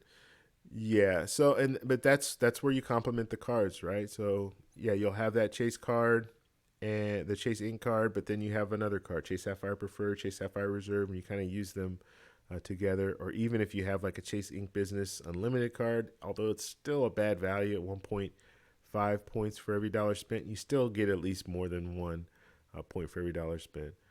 So you kind of have to mix and match. The beauty of working one ecosystem is it doesn't matter. All the points are going to the same bank, right? So you have it all in your account. Even though they might be separate accounts, I can still use a little here, use a little there. A good example is, let's say you have the Chase Sapphire Preferred, you have the Chase Inc. Business Preferred, then you have one of the Inc. Business cards. So you have like 3 accounts. They're all, you're looking at all the account. You pull up your profile and all the accounts are there, right? So let's say I want to fly on United. I want to do a transfer, right? So let's say I need 70,000 points. I have 50,000 on one card. And then, so I max that out. I transfer those 50,000 over to United. And then I go to another card. And then let's say I have 20,000 on that card. Well, then I transfer those 20,000 points over. And so you can do that because they're all in the same ecosystem. So that's what I like. All right. If you guys are in here right now, please hit the like button so we can get more people in here. Got about 40 people in here, so that's good. So just hit the like button, and the algorithms will help us out and bring more people in. If you guys have any questions, please post them in the chat right now, and we'll try to answer those questions for you. As well as if you guys have any cards that you want to review, please put it in the chat, and we'll talk about that too, or we'll at least pull up the card. I will pull up the Chase Inc. Business Cash card that I got, but I just want to get through these questions real quick. Okay, how does a priority dinner credit work? Okay, is there a limit? I believe it. Don't quote me on it. I believe it's two. I believe it's for two people, and let me know if I'm wrong, but I think it's for two people with Priority Pass. I have not used this yet, and this is frustrating to me because I have it. I have the Priority Pass. I have it through the Chase Sapphire Reserve, and basically the way the credit works is they will give you $28 credit at participating restaurants in the airport. So it's not all restaurants. You'll have to do your research. Usually before I travel, I will look at the Priority Pass app, and that will show me the different lounges that are there, and then if there's a restaurant, then it'll show me the restaurants that are there. So that's generally what I will do.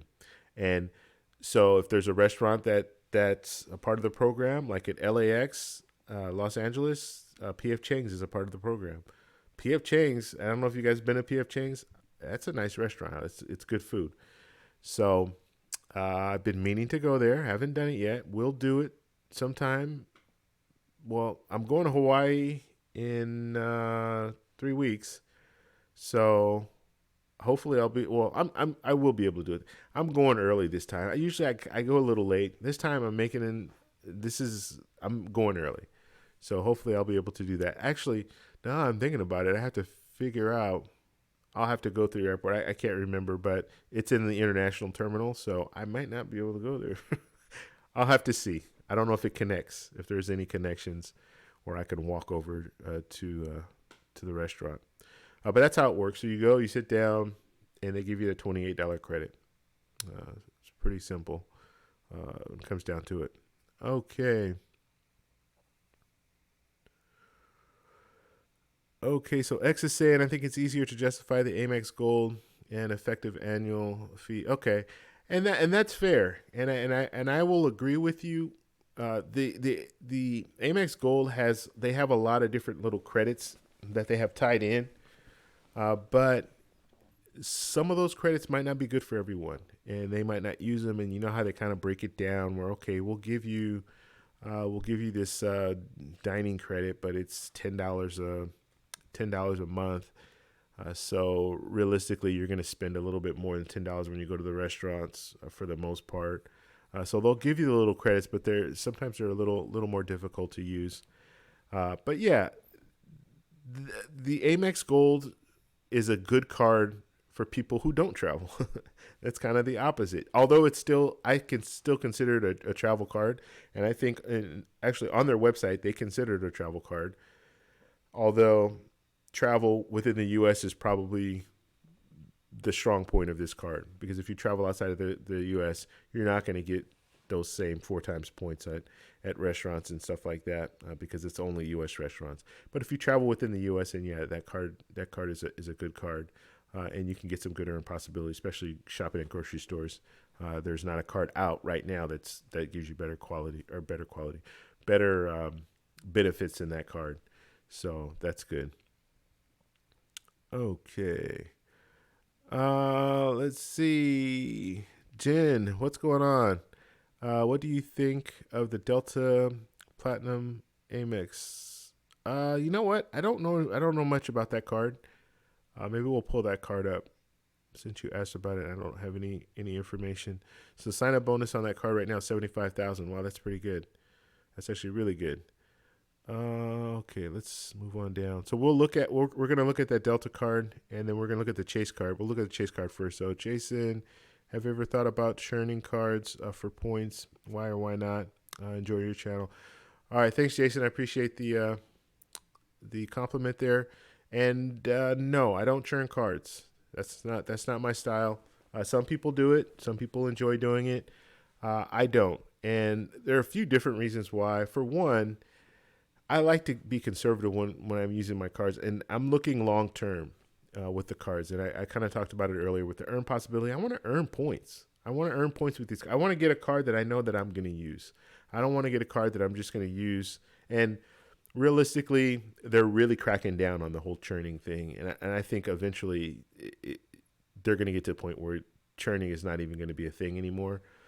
So I like to play conservative, and I've been fine with it because I've been able to get cards. I've been able to travel when I want to travel, use points, and have cards where I can, over time, still accrue points on those cards. And some people, the drawback of just getting these cards, like they tell you, oh, yeah, I have 26 cards or I have 30 cards. First off, you're opening up a lot of accounts, which in a short period of time, which the credit card companies don't like. And so, I mean, you don't want to open up too many accounts at once. If you want to buy a car, you want to buy a house, they do look at all that. And it makes you look unstable. You have all these different credit accounts open. It's okay over the long haul, like a long period of time. And when I say long period, let's say you get 2, maybe 3 cards every year. That's not a bad thing. And it's actually, I think it's it builds your credit it makes your credit even better. Like your credit score will go up even higher, but that's over time. Now, if you're getting, what some of these people were doing, especially before 524, when I first started doing this like 3 years ago, you had people getting 3-4 cards at a time and hitting those sign-up bonuses, and they were doing the manufactured spend and all that stuff, which is another whole deal that I don't agree with. But so they were getting these cards, doing the manufacturer spin, hitting the sign-up bonus, and then just putting the cards in their drawer and never using them again. And so you have all these accounts, you're not using the cards, and then you get to the point where you either downgrade the card or close the card out or what have you. Banks are onto it; they know what you're doing. So at some point, they're already cracking down on it. 524 rules. You see all these different things that they're coming up with. And even Chase has you can only open up 2 accounts within 30 days and stuff like that. So they are cracking down on them. And it's just not my style. It's not my style. I haven't seen the need. Like these people that are doing this and they're getting, I have 400,000 points on my account. I don't see the need. Like I can't use 400,000 points. I mean, I guess anyone could, but I don't have a need to use 40,000 points in a year. I don't travel that much. And yeah, it's just not me. Let's see. Plus, like I said, I'm looking long term. Long term, you're fine doing what you're doing if you're doing it conservatively and you're getting cards that you can use for a long period of time. And then once all these churners get to the point where they have all these accounts because they have all these different cards, right? And eventually you're gonna run up against a wall where you're just not gonna have any more cards to get, right? There are a lot of cards out there, but you're still. I mean, you could get to the point where it's like, oh, well, I can't get these cards, can't get them anymore because I have them. So are you downgrade and then get the card 2 years later? It's a headache. I think it's just a big headache in the end. Okay, Hip, is it true that the authorized user count as part of the 524 rule? If they do a hard pull, I would think it probably does because it's going to show up on your credit that there was a hard pull. A lot of people, when they do these authorized users, though, and you're talking about if I were to be an authorized user of someone else, I think they do. Not in all cases, but some cases they do the hard pull, and they do that hard pull. Then yeah, it's going to show up on your credit as your account. Now, what people, I wouldn't really recommend being an authorized user. Why? Like unless your credit is bad, and you're trying to fix your credit, and that's what a lot of people do, and they're trying to fix their credit. They might ask a family member, "Hey, can I be an authorized user?" So because you inherit that credit. So and I'm going to do a video on this, but when it comes to authorized users, let's say someone has good credit, they're a family member, they have really good credit, they've had this account open for 10, 15 years, and they pay every month, they don't have any issues or anything like that. Well, you can become an authorized user to their account, and what some people will do is they won't even give you a credit card, so you don't have the credit card. All you're doing is inheriting their credit. And so once they do the hard pull, now it's going to show up on your credit report, and it's going to help your credit report because that history will come to you, and your credit will go up as a result of that. So people do that, um, and it's totally legal. You can do it.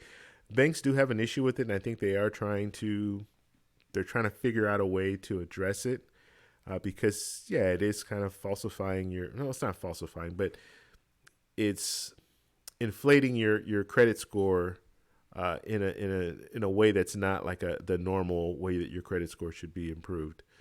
So because I mean we're talking 30 to 45 days, your credit can jump. It can jump up 50 points or even more just because you became an authorized user. Okay, great strategy. Let's see. Mr. Alexander, what's going on? Hello, what are your thoughts on the Capital One travel awards and the Amex Everyday Card? Um, you know what? I haven't really looked at the travel awards with Capital One, the new transfer partners. I think that's what you're talking about.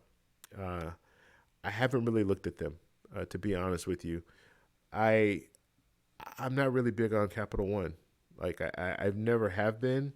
The fact that they do have transfer partners now, I think is a good thing, especially for the fact that now they're in the same game, so they can compete with Citi and Chase and American Express. So that's good because that competition will hopefully give us some better benefits overall. But I haven't really looked into those cards, and maybe in the future we'll look into the travel rewards cards if we had time. Like I've kind of talked a lot now, so I want to go over some of the cards that I've already talked about. But maybe in the future we'll do the Capital One travel rewards like partners, and then we'll talk about the everyday card as well, the Amex everyday card. But I want to get through these two here, so that's why I want to. Let's see. You guys have to listen to Michael. He knows how to optimize his spending or his pending or spending or his spending. Okay. And what did Michael say? What did I miss here? 39. I don't have those days I eat at the hotel. I charge the room. So I have 3 times for dining. Okay.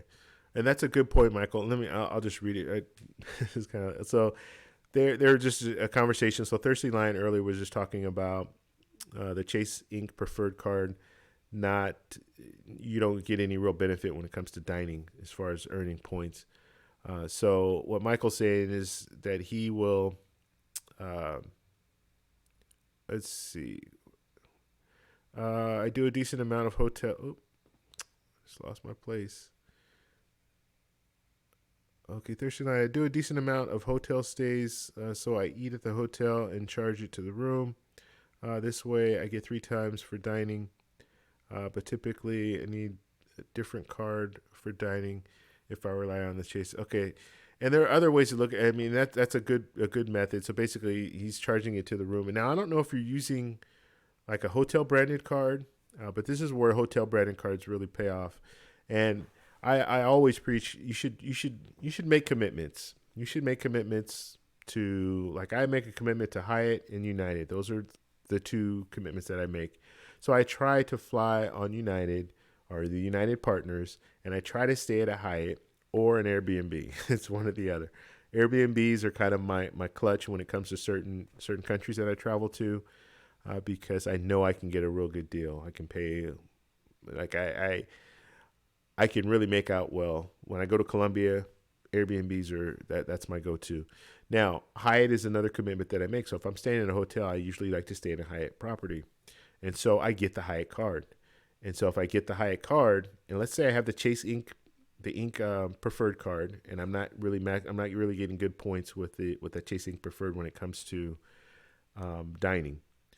So yeah, if I eat at the hotel, just like Michael was saying, if I eat at the hotel, I charge it to the room, and I'm using my Hyatt card, my World of Hyatt card.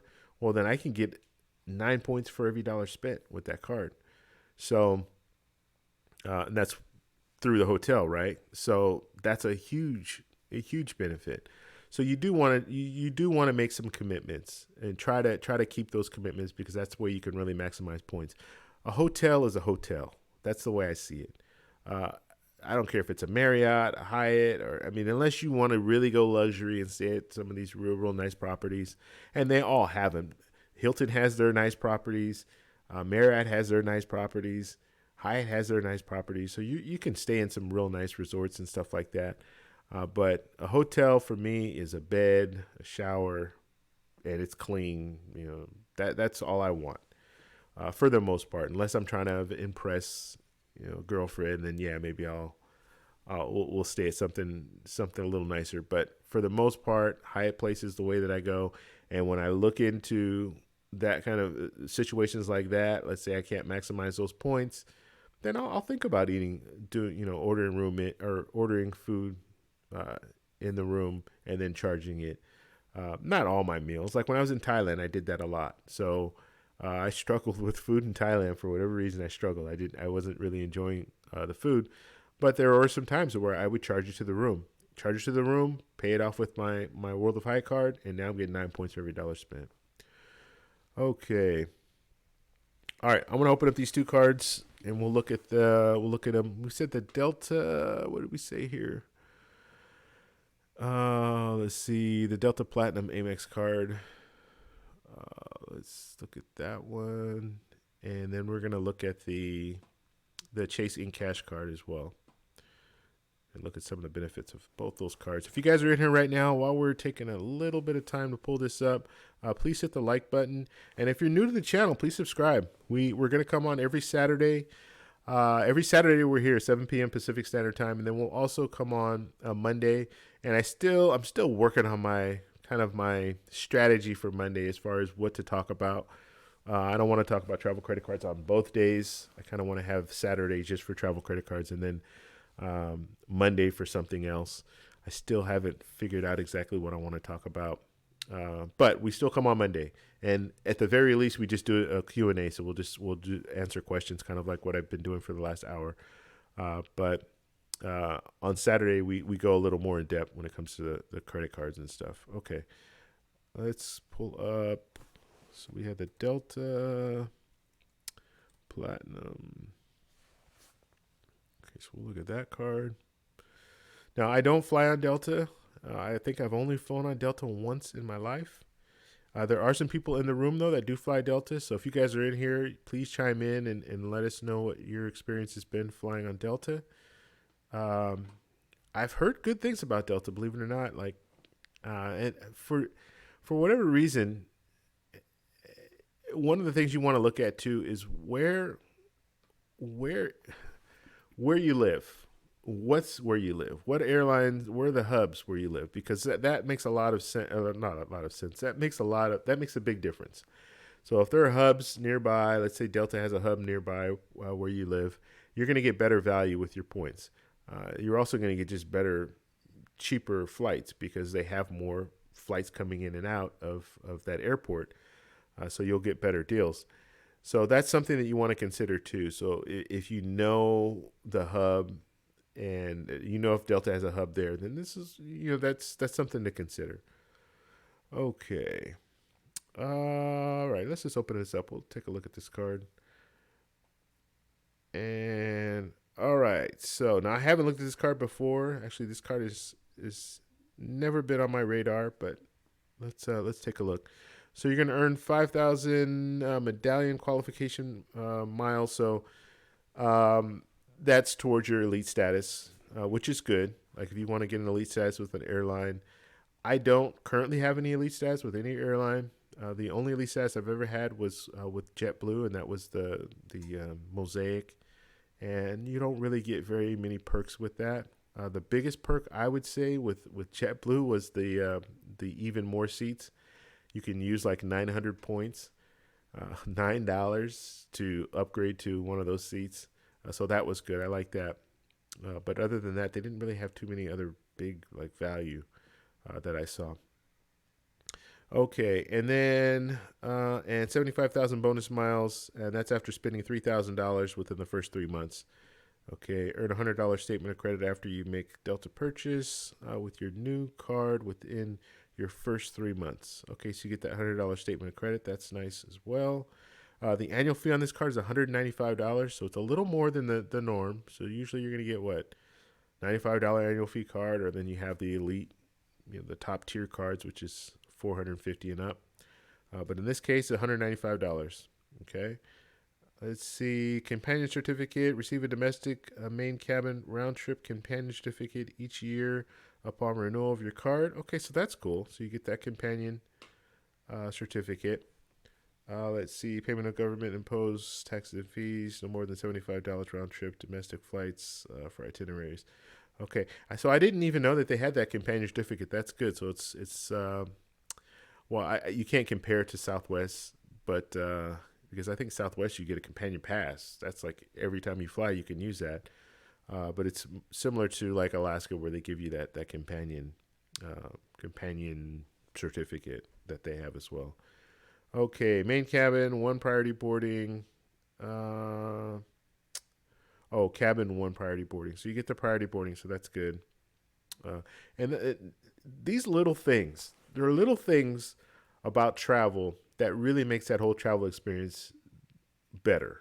And just me traveling over time, I started to realize, hey, you know what? These little things matter.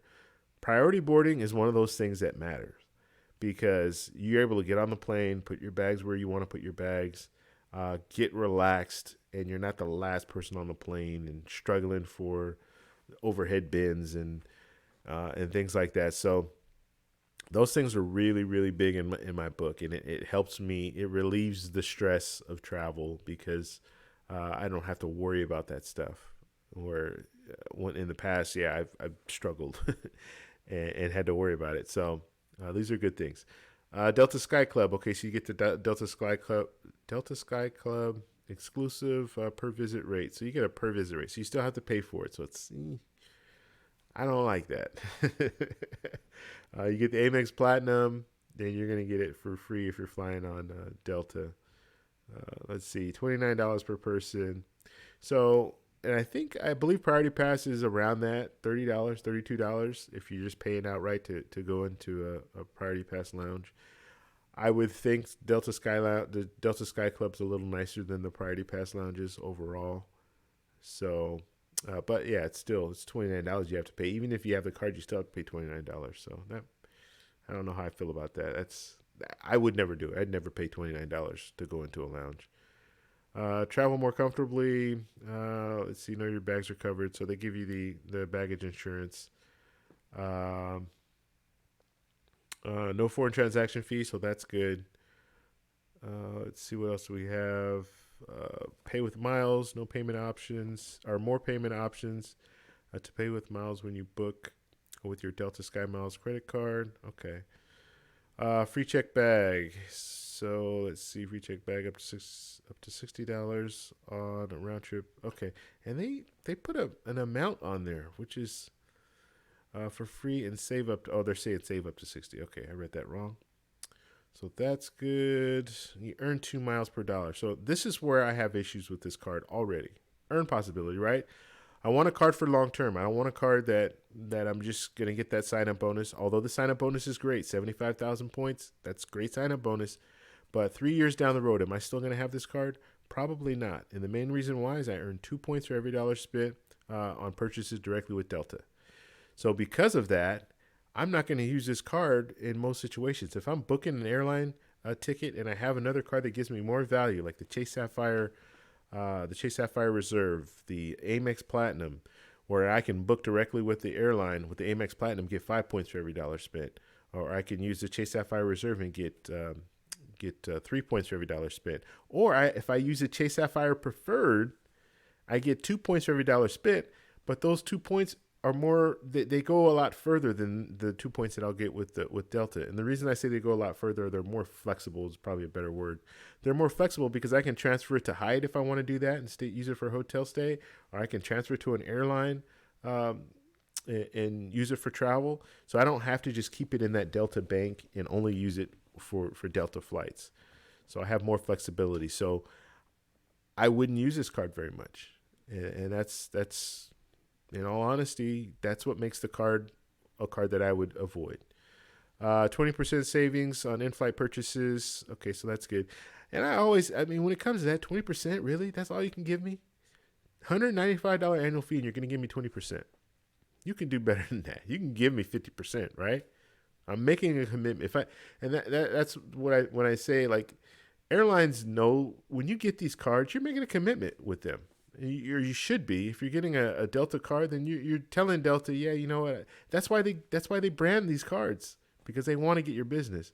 So you're telling them, hey, yeah, I want to make a commitment with Delta. I want to fly on Delta. I want to get the perks, these little perks that the credit card gives me, but they're only going to give you 20% back on in-flight purchases, which I think is they can do 50. That would really make sense. Okay, car rental, loss and damage insurance. Okay, so it's not like primary insurance like some of the Chase cards, Chase Sapphire Preferred, Chase Sapphire Reserve. Now I'm comparing cards. Yeah, I know, and I say a lot of Chase because I use Chase cards, and I know a lot of the things that they have to offer. So you're not going to get primary insurance with this. This is going to be like kind of a secondary insurance. So you'll still, if you rent a car, you're still going to need to either get the insurance that they have there or use your own personal insurance. Roadside assistance hotline, so that's good. Premium global assistance hotline. Okay, so those are both good things to have. And that looks like that's it. And they always do this where they compare the cards, or they kind of put them side by side. And it's just weird to me. Don't have this on here. I mean, unless you're really pushing people to get that to move on to one of these other two cards. Because when I look at this, the one thing that I look at and I like is the fact you get 75,000 sign-up bonus. So that's good. I'm like looking at that. I'm thinking, okay, this is the card for me. And then you move down, and if you're not a churner and you're looking for long term, you move down, and then you start looking at, okay, earning rewards. 5 times points with this, with the Amex Platinum, 4 times points with the Amex Gold, and then 2 miles for every dollar spent with this card. It really? So I don't know. I'm at a loss for words. And then the featured benefits, right? And you look at the featured benefits. Okay, you get more than the Amex Gold here, or do you even get more? There's just more writing. You don't even really get more. You get different benefits, but yeah. So you look at that, and then you look at Amex Platinum, and you're like, okay. So. And I get it. This card is the annual fee is less than these other two, but overall, just my opinion, would I go with this card? I haven't flown on Delta before, but would I go with this card for long term? No, I wouldn't. 75,000 sign-up bonus is great. That's excellent. Once those 75,000 points are gone, I'm looking to downgrade this card. It's not a card that I'm going to use for any long period of time. So it's not for me. I want a card that I can use for a long period of time. All right, so let's see. I want to pull up that Chase card too, the Chase Ink Cash card. We'll look at that one real quick. And just so you know, if you guys just came in, I got that card today, the Chase Ink Cash card. And it was one of those cards that it wasn't even on my radar. But I saw it in our Facebook group, which I'll post a link to the Facebook group. If you guys haven't joined the Facebook group, jump in there and join the group.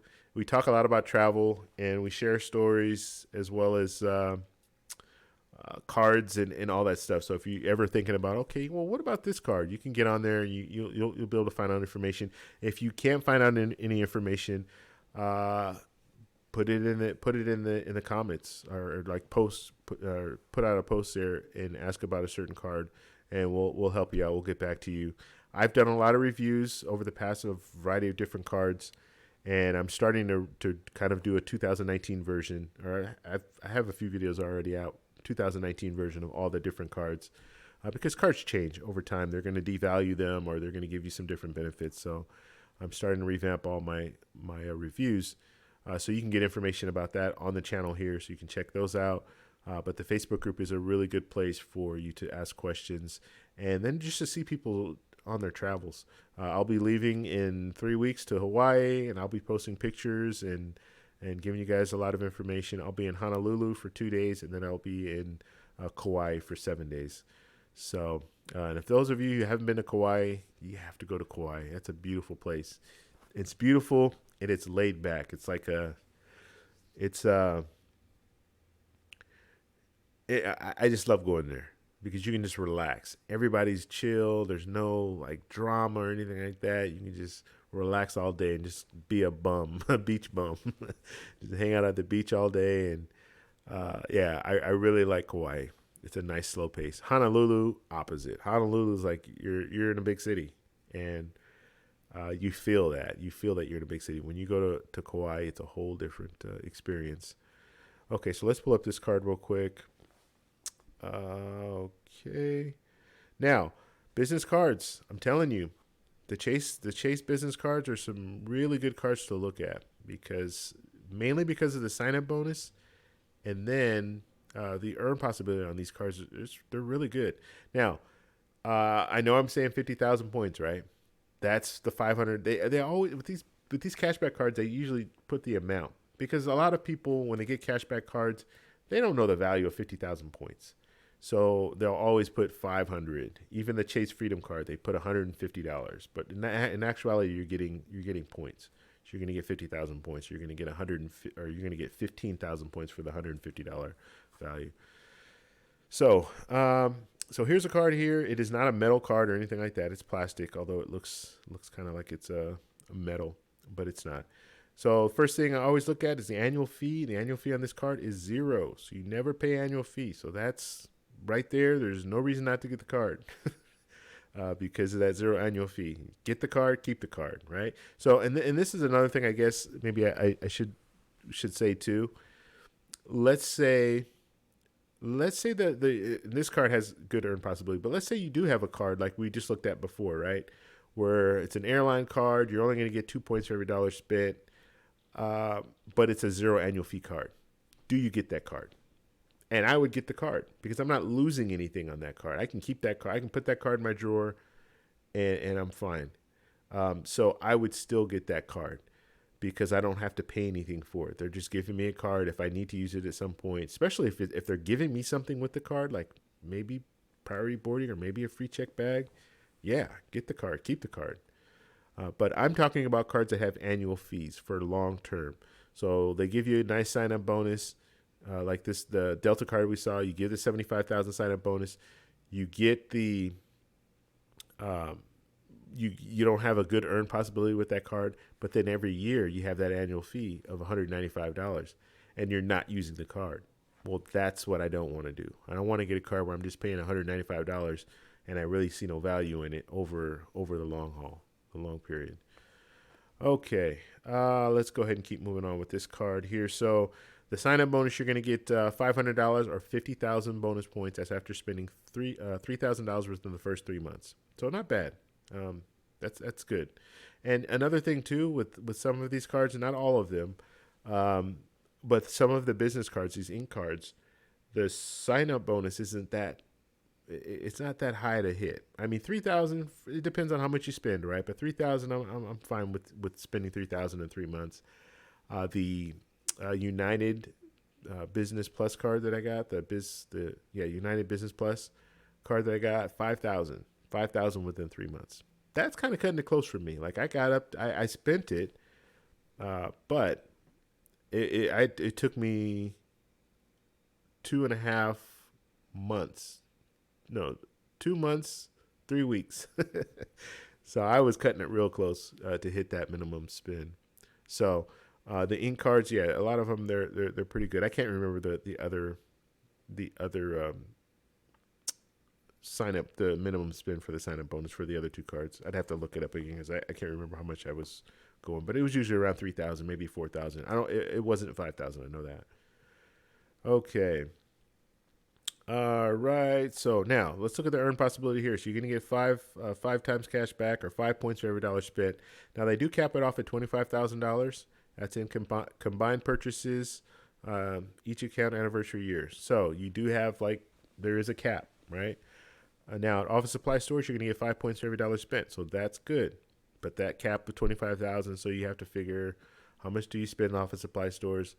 Most people probably don't spend, like a big business, yeah, they're going to spend over 25,000. But smaller businesses, yeah, you're probably going to be okay. And if you have like a business like me where it's more home based, then yeah, you'll be fine, or you should be fine. And then on internet, cable, and phone services. Okay, so that's another thing to consider, and that's another reason why I like. Now I have this card now. I have the Ink Cash card, but the other card that I have, the Business Plus card, same thing. I get 5 points for every dollar spent on internet, cable, and phone services. So that works out for me. And I believe I'll have to look back, and it's funny because I have the card, but they don't sell it, or the card's not available anymore. So I don't know.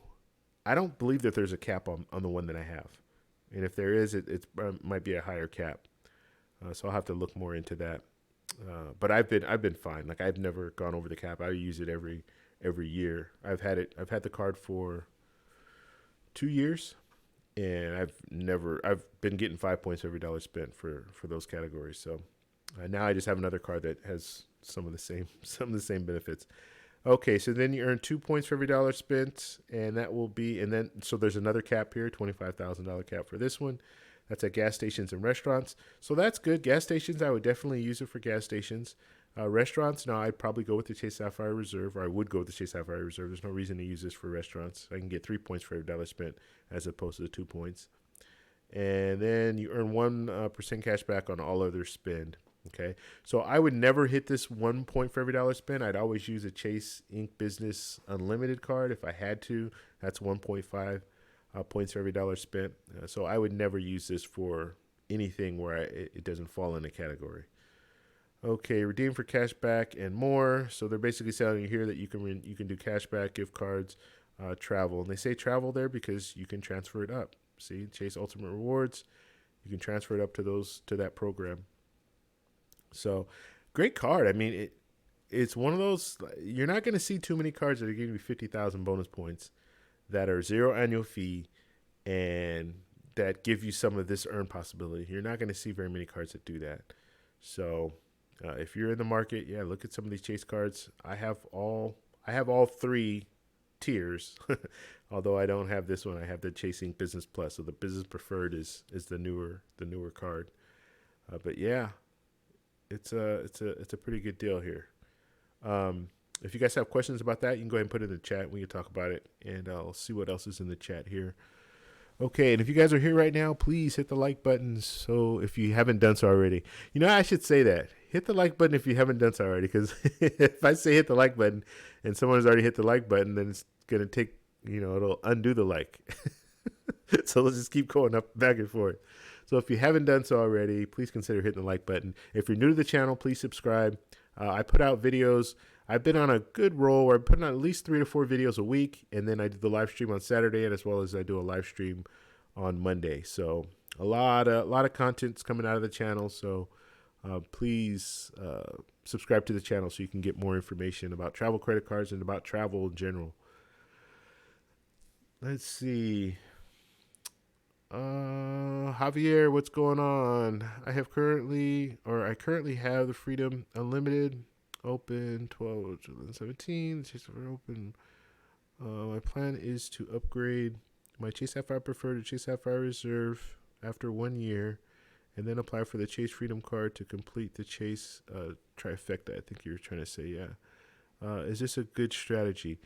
Okay, so you have the Freedom Unlimited. Okay, so that's a good card. You want to get the Freedom card.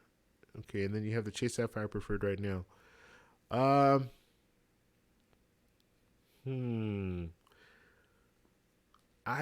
Okay, so this is the way that I would handle this. The Chase Sapphire Preferred. Now you already know you want to get the Chase Sapphire Reserve, right? Why not downgrade the Chase Sapphire Preferred to the Chase Freedom card, because you want to get that Chase Freedom card, right? And then try to get the Chase Sapphire Reserve and get that sign-up bonus with that card, if that makes sense. You can't have the Chase Sapphire Preferred and the Chase Sapphire Reserve, but if you downgrade that Chase Sapphire Preferred to the Freedom, then you should be able to get the Chase Sapphire Reserve. So to be 100% sure that that would work, I would go in branch or call on the phone and say, this is what I'm thinking about doing. Am I able to do this? You're not cheating. You're not breaking any rules or anything like that. And that will allow you to get that sign-up bonus with the Chase Sapphire Reserve. Because a Chase Freedom sign-up bonus is $150 or 15,000 points. So downgrade the Chase Sapphire Preferred and to the Freedom. So you're not going to get any sign-up bonus for that. But then you'll be eligible. Hopefully you'll be eligible for the Chase Sapphire Reserve. And you should be. I don't see why you wouldn't be. But I would double check with the bank. Say, hey, if I downgrade this card and then get the Chase Sapphire Reserve, is it possible for me to do that? And see what they say. And if that works, then do that. And if it doesn't, then the plan that you have is fine. Like if it doesn't work. And I'm telling you, Javier, if you have any business or a sole proprietor, something you can work out, consider doing that. Get one of these Chase Ink cards. You don't even need the Chase Freedom. You can get the Chase Ink, the one that we just went over, the Chase Ink Cash Card, and you get 50,000 sign-up bonus for that, as opposed to getting the $150. So, yeah, just something to consider. But yeah, I would try to work it a little bit better. I want to get that sign-up bonus for the Chase Sapphire Reserve if possible. Mr. Alexander, watch your friend from Colombia channel. It's great content. Yeah, he's got good stuff out there. I don't know which one you're referring to. You got to tell me. There's like 4 guys that have YouTube channels we primarily talk about Colombia. But if it's Andre, the one I talked about today, yeah, he's got a good channel. Him and his girlfriend are out there. They just started the channel. Like it's been about a month, and they're doing really well. Just started, over 500 subscribers. It took me years. Now I wasn't as serious as they are. They're very serious, and they have a game plan, and that's one thing that I didn't have when I first started. I just kind of threw out some videos and just let them be out there. But they have a game plan, and so they've been able to amass over 500 subscribers. And that's within like a month and a half. And the beauty of their whole setup is they're out in another country, and so you get to kind of I like that. That's one of the real strengths of YouTube. It allows you to see how different people live in other countries, whereas TV, you have TV shows, but now you have like people who are actually on the ground and they're living out there, and they get to show you their experiences and how much stuff costs and how relationships work and how women are in different countries and all that. So it's a real good setup. Plus, there's a lot of good information on his channel as well. And he never posted a link to the channel, did he? No, he did not. Let me pop back out here. Go to the chat. And okay. Yeah, give me 1 second, guys. I'm just going to pull something up real quick. And if you guys have questions or anything like that, now's the time to put it in the chat. And let me just set this up, and then we'll come back to it. So, yeah, if you guys are interested in like the Chase cards, the ink cards, look into those because they can really help you out with the sign-up bonuses. And let's see here. Now,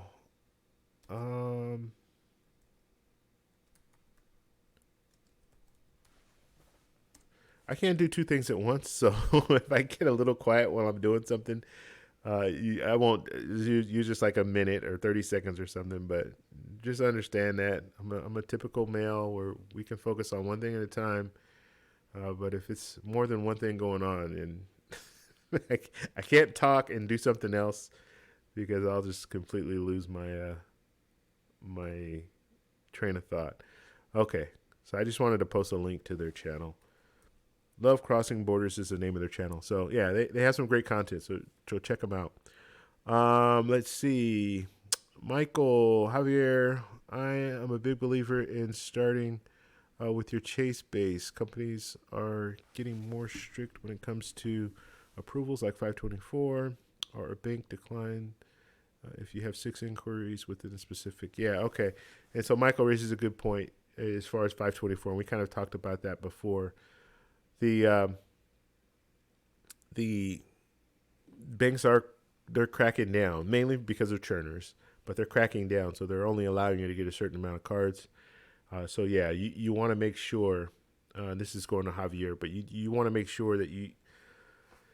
If I were you, I would start with Chase, which you already have the Chase cards. You have the Chase Sapphire Preferred, and working it out to downgrade to the Freedom, and then get the Chase Sapphire Reserve with the sign-up bonus. I think is your best option at this point. Okay, I believe Amex is the least restrictive. Yeah, and I agree with you, Michael. So Amex will allow you, even if they don't have like a 524 rule. So you can get different cards with them. You can get their credit card, traditional credit cards. You can also get their charge cards. And I think there's no limit when it comes to their charge cards. You can get as many as you want, or as many as they have available. Okay. We're going to call you D because I don't know how to pronounce your name, buddy. Let's see. What do you think for new customers in credit cards, Chase ecosystem, or Amex ecosystem? And just kind of like Mike was saying earlier, you probably want to start off with Chase. And because they have those rules in place, you want to start with getting their cards first, and then you'll be able to move into the Amex cards and not have you'll be able to move into those cards and not have the same restrictions. So you can get the Chase, like what I've done now. And over the last 3 years, I've dealt mainly with Chase. I only have 2 Citi cards, or I've only opened 2 Citi accounts. Everything else is Chase. And now that I have the Chase cards that I need, now I can start looking at some of the Amex cards, and I'm still under 524. I don't have anything. I could still get 5 Chase cards right now if I needed to. But now at this point, I am going to start looking at more at the Amex cards because I have all the Chase cards that I need. So just something to consider. Start with Chase and then work your way into Amex or Citi if you want to do that. Okay, Thirsty Lion saying Chase first. Yeah, I agree with that. I have to wait 4 years to get another Sapphire bonus. Okay. 4 years. Is it 20? I thought it was 24 months. Let's see here. Yeah, I already got the 60,000 bonus with the Chase Sapphire Preferred. I don't think I can get the Chase Sapphire Reserve point bonus. Now, you call the bank, Javier. That's Javier saying that. Call the bank and ask them if you do downgrade this card, are you still eligible to get a Chase Sapphire Reserve bonus? I would think that you would still be eligible, but I would call them first and find out through them that it's possible, because that's the way to go if you can do that. Okay, let's see, 180,000 points with all 3 ink sign-up bonuses with just cash out. Or wait. With just the cash outs, $1,800. Yeah, definitely. And that $1,800 goes a lot further than that. But he's just talking about the cash out. So if I want to do like a cash back, that's how much money that I can get. But I mean that 180,000 can go a long way if you're using it for travel and transferring it to different partners. Okay, Nate and Jess, how long should I wait to apply between each card? I have a good score, long average credit history. I see so many Chase keeper cards, but don't want to be too hastily. Okay, so the rule is you can open 2 accounts every 30 days. I wouldn't even do that. I would open 1 account, maybe wait a couple months. My routine is I open 1 card up. I'll hit that minimum spend. So if it takes me 2 months, 3 months, then I'll consider looking at a different card. And I won't jump on that card right away. For example, the last card that I got prior to this one was the United Explorer card. I hit the minimum spend in April, and well, it's only May now. But then I waited. I wasn't even planning on getting this cash card, like I said. But after someone showed it on our Facebook group, I'm like, in cash. Let me look at that card. So I look into it. 50,000 sign-up bonus. I'm sold. I want it. And so then I just jumped on it. But I didn't have any cards planned. I wasn't planning on getting any new cards until maybe July. That was kind of when I was thinking, okay, yeah, you know what, maybe I'll get another card in July. But I kind of just I kind of roll with it. I don't have like a set like a set routine. Some people might have that set routine where they'll get a card. Like I said, the probably the best practice if you want to kind of get them back to back to back. Get a card, wait 2 to 3 months. Get another card, wait 2 to 3 months. Get another card, and just hit the sign up bonuses with those cards. But definitely, Chase does have a rule. So if you can only open 2 accounts. I wouldn't even test it, but you can only open 2 accounts within 30 days. Fernando, what's going on, Fernando? My 524 is almost about to expire. Oh, we just moved here. About to expire. I have the Chase Trifecta. What should be my next card? Uh, so you have the Chase Trifecta, and if you're not interested in the business cards, the ink cards, and you don't have like a sole proprietor or you don't have a business to do that, then start looking at some of the other ecosystems. Look at American Express, look at the Citi ecosystem, and maybe you could consider getting those cards. I always another thing too, actually, even before I tell you that, if you are willing to make a commitment with a bank, our bank, I'm sorry, if you're willing to make a commitment with an airline, a commitment with a hotel, then get those branded cards because those will always help you. Those will always give you the hotel branded cards gives you a free night every year. Most cards will. And then the airline branded cards will give you the free check bag and priority boarding. So look at those cards. If you have a Chase Trifecta already and you do travel, obviously you need to travel, but you can look at those cards like that. Okay, Javier, I will call and let you know. Yeah, let me know that. Thanks, Javier. Call me and let me know because I definitely want to know like what they say. I think it would work. And you're just calling asking for information, so it doesn't mean you necessarily have to follow through with it. But if they do tell you, like if I call, this is me. If I were to call and they say, yeah, if you downgrade it to the Chase Freedom Card, then you will be eligible to apply for the Chase uh, Sapphire Reserve. Well, then I would downgrade and then see if you're eligible to apply right there. Now, one thing you do want to know, or one thing you do want to make sure is you have a card that gives you the $10,000 credit limit because that's what they're going to require for the Chase Sapphire Reserve. Or you're automatically going to get declined. So if you have, like, let's say the Chase Sapphire Preferred right now, you have it, it's over 10,000, then you'll be fine. Just downgrade it to the Freedom, and then you'll have a credit limit of 10,000 already, and so automatically, I shouldn't say automatically, you'll have that credit limit at 10,000, so they will know when you fill out the application, they'll know that you have that already. So that will help you out getting the Chase Sapphire Reserve. But yeah, definitely you want to try to hit that sign-up bonus. That's a big one. Let's see, Nate and Jess was a little aggressive with the Chase and waiting for 3 months before the next Chase app.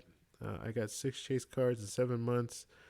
But 5 cards in under 5 months. Okay, and yeah, that's what Michael was doing.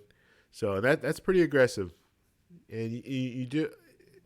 It's up to you how you want to do it, but the main thing is you need to hit the minimum spend on all those cards. So if you're able to hit that minimum spend, then go for it. Me, I like to do the conservative end, and I don't want to. If I don't need it right this minute, then I don't. I'm not going to get the card. I'll just kind of wait a little bit. Let's see. Everything made a bigger grab. Chase Reserve, 20,000 sign up bonus. First Chase was Sheffield. Okay, I could show that. Okay. Yeah. So Michael, that for whatever reason they blocked that first one, so I opened that up. So you might have said the same thing twice. So see. Emerson, what's going on? Thanks, David, by the way. I got my first Amex card. It's the Amex every day. How long should I wait to apply for the next Amex Gold or for the Amex Gold? Amex is different, and you probably don't have to wait as long as you can hit that minimum spend. You should be fine getting that card. To my knowledge, they don't, especially on their charge cards, they don't have like a 3 or what is it 230. Like you can only open up 2 accounts in 30 days. So is if you can hit the minimum spend, then look into getting the card. Jason, can you generate enough for first class travel with just your normal spending? So that's Jason's asking that. Normal spending. So first class seats are usually going to be about 70 or 80,000. If you're flying overseas, that's going to be 70 or 80,000 each way. That's true first class. That's lie flat seat. That's the full on experience. Some cases, if you go on awardhacker.com, you can find some sweet spots. So I highly recommend going on that site because they will show you some sweet spots where you can use less points, and you go through different partners, so different foreign carriers. That's a way to fly for less than that. But so we're looking at 160,000 points. I don't earn 160,000 points just on my earn every year. So in most cases, I usually, and like I said, I get about 2 to 3 cards every year. So in those cards, with getting the sign up bonuses on those cards, let's say I get a 50,000 sign up bonus because that's usually the way that I like to target the cards that I get. 50,000 sign up bonus on each card every year, 150,000 points. And then I have the spin that I have on, and like if I'm using the Chase ecosystem, I'm using Chase cards already. I get a couple of cards, I get some points with that. Then I can use all those points if I want to use them all for like a first class experience. But for the most part, I fly business class more than anything, and I'm not flying overseas. I usually will do one overseas trip a year, and then a lot of my trips are to South America because I like going there, South America, Central America. And those usually it's about anywhere from 50 to 60,000 points to do round trip. Sometimes 70,000 points to do a round trip business class to those countries. So yeah, you could do it, but as far as the earn, yeah, you're probably gonna have to have a business that you spend a lot on that business, and you're accruing a lot of points through your spend. In order to really fly that first class experience, to get, and I'm saying to get like 160,000 points to comfortably fly first class, yeah, you're gonna have to do a lot of spending. All right, Edwin, what's going on? Pick one: City Premier, Capital One Venture. Oh, okay. I like the Capital One Venture, and the main reason I like the Capital One Venture is, well, I don't like the transfer partners on both. So I'm not really a big fan of either when it comes to transfer partners. What I do like about the venture card, you get 2 points across the board. You don't have to worry about 1 point for every dollar spent on all of the purchases and that stuff. You don't have to worry about that. So you're going to get 2 points across the board. And one of the things I like about the venture card that I think that really makes a venture card a strong card, although I don't need it, so I don't get the Capital One cards because I don't need this. But for a person who's just starting out, you want to get global entry. You get a global entry credit with that venture card, and they waive that $95 annual fee for the first year, so you don't have to pay anything, and you get a $100 value right out of the gate if you don't have global entry. Right out of the gate, you get that. So I think that's huge. That's a real good benefit. And you're going to get 2 points for every dollar spent. If you're new to travel credit cards and all that, you don't have to think about, like, one of the hardest parts of when you get these travel credit cards is remembering which card to use in different situations. Oh, I'm at a gas station. Which card do I use? Oh, I'm at a restaurant. Which card do I use? Which one am I going to get the most value with? With cards like this, you don't have to think about it. You just use a card. Everywhere you go, you use the card, you're going to get 2 points for every dollar spent. Now, when you start to get into transferring your points and stuff like that, some of the values are kind of messed up. Like JetBlue, it's really bad value to transfer your points to JetBlue. So things like that are the reasons why I wouldn't get the card now, but they do have some perks with that card, definitely. And one of them is that global entry. I think that's great because you can look at it this way: you get global entry for 5 years, right? And let me just kind of tell you what global entry is real quick, just for people who don't know. Global entry is for it expedites you through the customs process when you come back into the country. So if I fly to Colombia, on my way back, I fly into Where did I fly into when I came? Oh, I came right back to LAX. So I came back into the country, flew back to Los Angeles. Now I have to go through customs.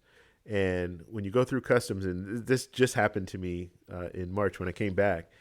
So we're walking, and we had to walk like a mile to get, and it seemed like it was a mile to get to customs. So we get there, and to my right, there's probably 300 people to my right, all in a line. You know how the lines wave, they weave in and out. So there's like 300 people standing over there, and I'm walking, and you hear people when we all get to this point, you hear like gasp, and like people are like, "Oh my god, I gotta wait in line, I gotta wait in line."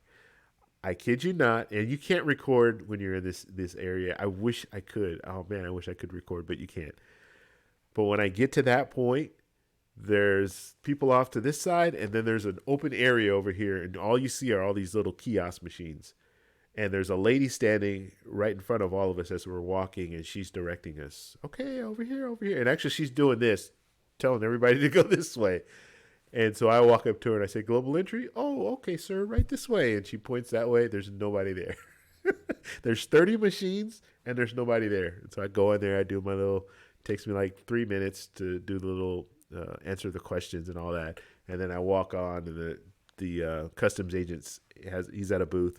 He doesn't even look at my ticket because it spits out a ticket with your picture on it and information. He doesn't even look at my ticket. He just says, "Go ahead and go pick your bags up." And then at the very end, there's another separate line. So I'll go pick up my bags, and there's another separate line. And then you go through a customs agent there. And they're literally just taking your ticket and saying, "Have a good day." So really streamlined process. So that's what global entry is. And what they do is they do a background on you. So you're a trusted traveler is what they call them. So they'll do background on you. You can't have like a criminal record or anything like that. And you have to go for an interview. So you'll go in. They have centers all over the U.S. You go in for an interview. The interview takes like not even 5 minutes. They just pretty much kind of, it's more of, if they've already done the background, so they've already run a record check on you, so they know you're not a criminal and all that. And so they're basically just saying, they're kind of telling you how the program works, and they'll just give you kind of some information.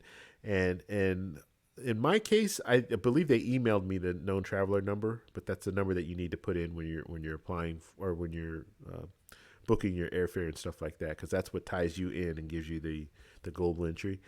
But I don't think they gave it to me right away, but I've heard experiences where people get the known traveler number that same day. So they get the known traveler number. So that, in essence, all you need to do is, you could be flying out the next day. You just book your flight and you put that number in there, so that you can use that. So that's what that is. So anyway, Venture Card, I like the Venture Card because you get that. So you get that credit, and if you don't want to keep that Venture Card after that year's up, you don't want to pay the annual fee, downgrade the card, Quicksilver card or whatever card they have that's zero annual fee, and then you have the global entry for 5 years. So you've gotten global entry for free. So I think it's a real good deal. Oh, let's see here. So in that case, I think the Venture Card is a stronger card. Let's see. Does having a bank account with Chase help getting approved for the Chase Sapphire Preferred as a first card? Let's see. 524. I'm afraid applying the Chase Sapphire Reserve is a huge risk. Okay, so Emerson, so he's asking, if you have a bank account with Chase, does that help you? I would say yes, and for a couple of different reasons. But the main reason is, you can go in branch. You can go into the bank, and before applying for any of the cards, you can ask them, am I pre-approved for any credit cards right now? And then they can look and they can tell you, okay, yeah, you're pre-approved for this, you pre-approved for this card, pre-approved for that card. So they will. I don't think they'll come out and tell you up front, but I think I'm pretty sure they do cater to. They're going to cater to you because you're already a part of Chase. So the one thing is, mainly they'll give you the pre-approvals, and they'll probably be sending you stuff in the mail anyway, saying that you're pre-approved for certain cards. So that helps out. Now, pre-approval doesn't guarantee that you're going to be able to qualify for the card, but it does show that you have a better possibility than just someone that doesn't have a pre-approval. Okay, 424, sorry. Okay. And so he was just saying that he's 424. He's afraid of applying for the Chase Sapphire Reserve. Is a huge risk. Annual income 48,000. Yeah, and I don't know exactly what they look for as far as the annual income and all that. The main thing that I would look for though, Emerson, is to make sure you have a card already that gives you that credit limit of 10,000 or more. And then you'll at least know you qualify for that. Because if you don't, then in a lot of situations they're automatically going to decline you. You don't want to be in that situation. But if you do have a Chase account already, it doesn't hurt to ask the bank, right? You can tell them what you're thinking about and ask the bank and see what they say. Let's see, Stefan, what's going on, buddy? If you guys are in here right now, please hit the like button so we can get more people in. Looks like we have about 43 people here right now. Let's see if we can hit it to 50. And also, I'm going to try to get at least 30 likes. So please help out with that if you can. Just a like button. That's all you need to do. Okay. Stefan, what do you think of the new Delta sign-up bonus? Is it the Delta Platinum card that we just went over? 75,000 sign-up bonus? I don't know if that's the one that you're talking about. We just reviewed that card. Overall, it's not a card that I would get. Sign-up bonus is great, but as far as a card for long-term, it's not. It doesn't do it for me. I need a better card than that. Okay, Champ, what's going on? Actually, I skipped. Let's see. Which card do you use for gas stations? What card do I use for gas stations? Honestly, gas stations, I don't really, I don't really have a set card. I think I use one of my business cards. I'm not even sure.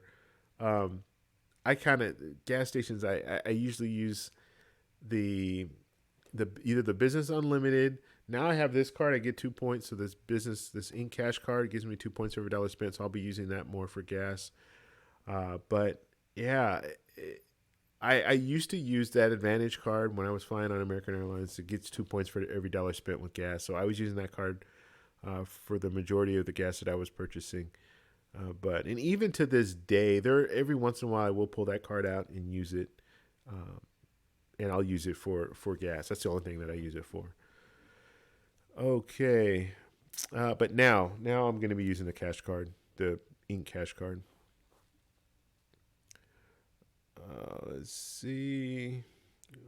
Grab a Chase business card for fill up.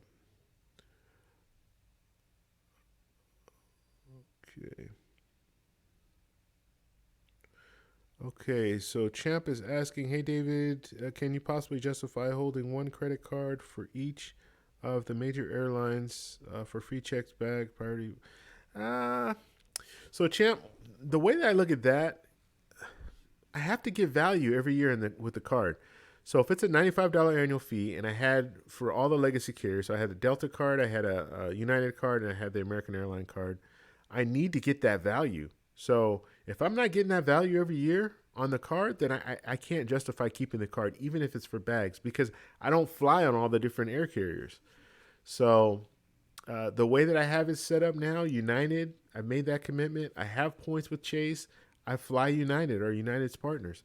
So that works for me. And when you fly with the partners, you get the same benefits that you would get with the United as far as the bags and everything, and the priority boarding. So that's how I look at that. Yeah, I don't really see a need unless you travel a lot and you use these different airline, these Delta and United and American, use them kind of evenly. Then you might be able to see that value. But the problem with the airline branded cards is the earn possibility with these cards is not very good. Usually it's 2 points for every dollar spent.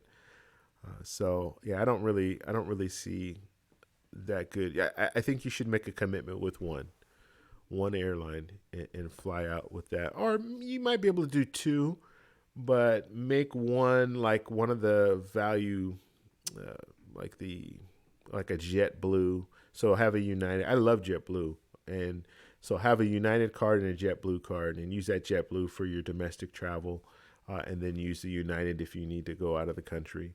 So something like that. You can work it like that. Okay. Let's see. think of holding one Delta, one AA. Yeah, and if you had two, and Champ's saying that he's thinking of doing Delta and AA, so that might not be bad. But I would probably. Do you really need Delta and American Airlines because they both can get you wherever you want to go in the world. Both those airlines can get you there with the transfer partners or the alliances that they have. So maybe do one, like I said, do like even Alaska, do like an Alaska airline card, and then American Airlines or a Delta card, and that way, like I said, you'll have the value travel, or even like a Southwest or something like that, where you can get the real cheap tickets, and you can pay cash for those, and then use it for or I guess Southwest you get free check bags, so it doesn't really apply, but um, JetBlue. I keep going back to JetBlue. JetBlue's a good one. So JetBlue, you can get the really cheap flights. Let's say you need to fly. Like I live in Los Angeles, fly up to Las Vegas. I'm not going to use points for that, so I'll pay, and then if I have the card, then I get the free check bag. So stuff like that. That's what I would do, and then have like a legacy carrier, so a Delta, American Airlines, or a United, where I can travel somewhere out of the country. Okay. And then Michael's saying, yeah, champ, you must fly a lot. You have to. In order, if you were to get three cards, in, you have to fly a lot. But the best way to go about it is making commitments. And if the commitment doesn't work, then move on and go to another. Like American Airlines didn't work for me, so I moved on and I've gone to another airline. So don't you don't need to. I don't think you need to get all three. I think it would kind of be a waste. Let's see. Edwin, thank you. You think November is a good month to travel to Thailand, Bangkok? You know what? I don't know what the weather is like out there in November. When I went, it was August, and the weather was great. I was in Phuket, though, the whole time that I was there. Uh, yeah, so I don't really know what the weather is like out there at that time. Let's see. I never had to get a secured credit card at 18 or authorized use or anything like that because I went in branch at my bank, BFA, and they looked at my bank account and direct deposit, etc. Okay, so that's David. So he's raising a good point there. So and what he's talking about, secured credit cards. So if you get a secured credit card, usually like if you have no credit history at all, they're gonna push a secured credit card to you and say, hey, you get a secured credit card. You have to give us like a $300 deposit, and then your credit limit's gonna be 300. So the bank doesn't have to.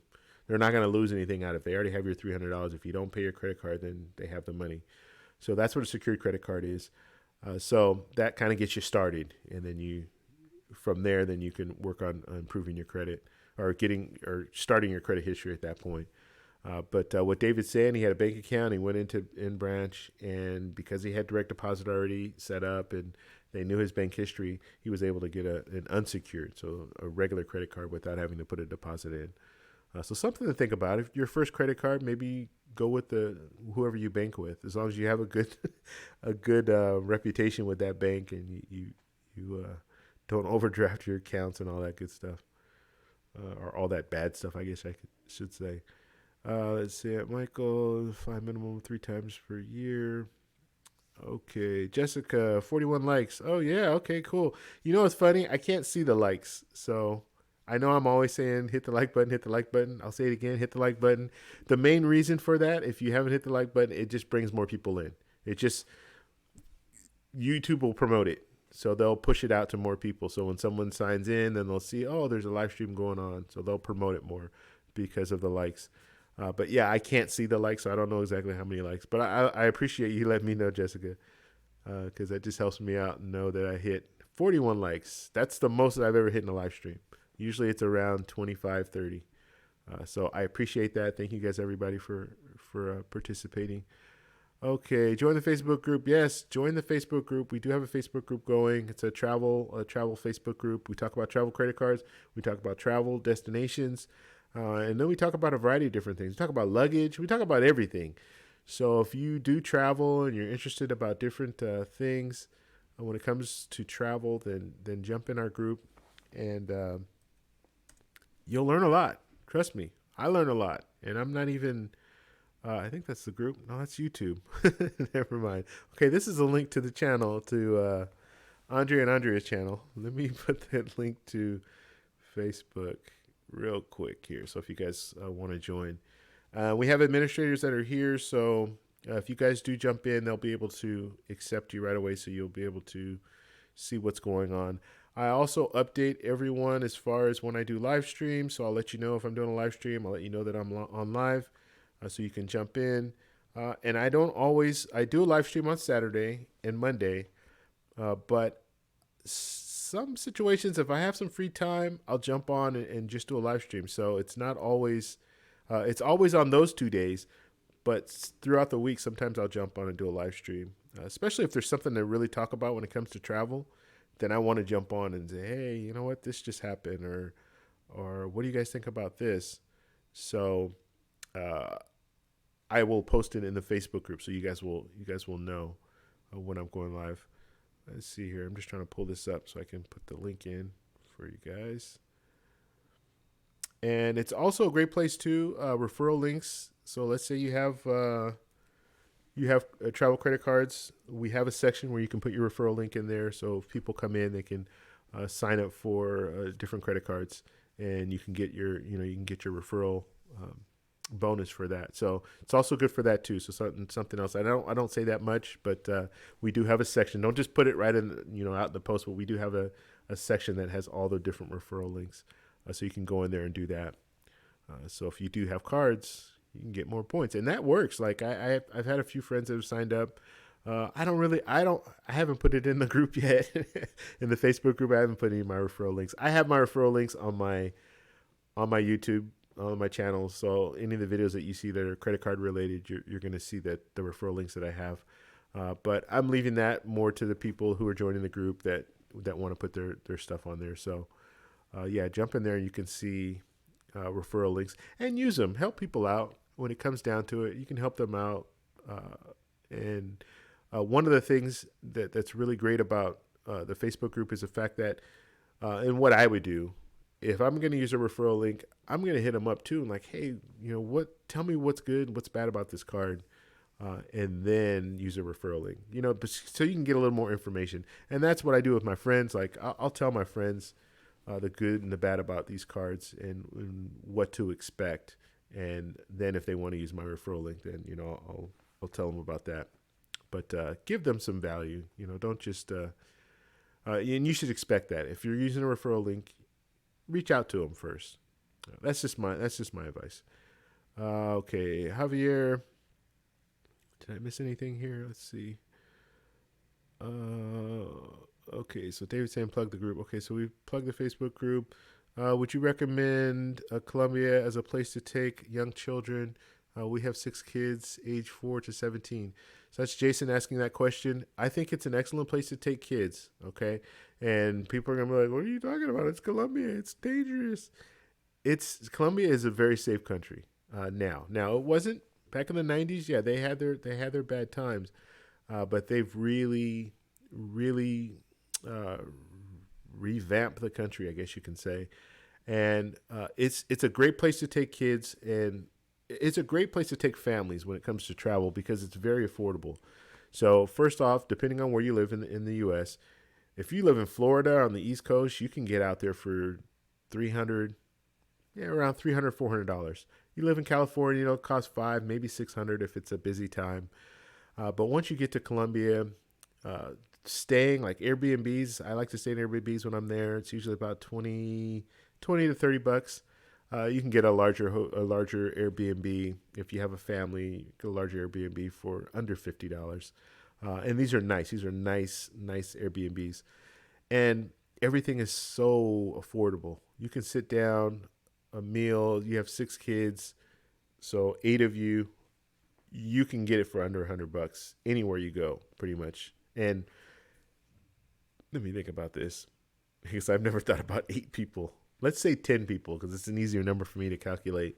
So you're going to figure you're going to spend about $5 per meal. Okay, that's kind of the way Colombia is.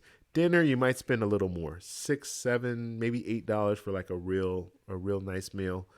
If you go to a fish restaurant and you buy like the most expensive thing on the menu, it's probably going to be $10 or $11. So that's kind of the range, right? So you just kind of factor that in. So if you have 8 people, you spend $5. That's $40 for you and for your whole family to eat.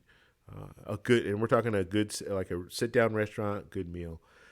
In certain areas like Cartagena, they have a lot of. It's a coastal city, so you have a lot of places where you can go take a boat to a different island. Um, they have like a walled city where you can go. There's a lot of different things. They have these different excursions you can do. They have the volcano thing. You can go and lay in that mud. I haven't done that yet, but there's a lot of stuff that's great for kids, and great for families, I should say, and it's very affordable. So yeah, I would recommend it, and it is safe. Okay, do your research. You can get online right now.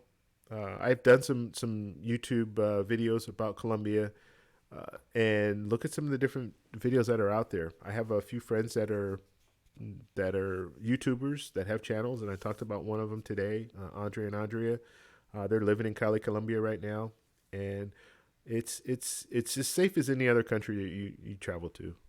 That's pretty much what I'm gonna say about it. If you want to know more information, though, you can just hit me up on the Facebook group. You can message me, and I can give you more information as far as like certain places to go. But the three major places, Bogota is the capital, so that's a major place. It's kind of cold up there, so I didn't really like Bogota.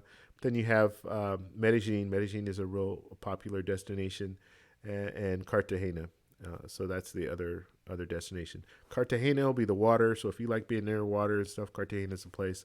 Medellin is there's not near water, so but it's a nice modern city, and they have a lot of different things going on there. You can go to the zoo. You can do. I mean, there's just so many things you can do. So it's a good trip. And I've been there 4 times, and I'm going back in August for my 5th time.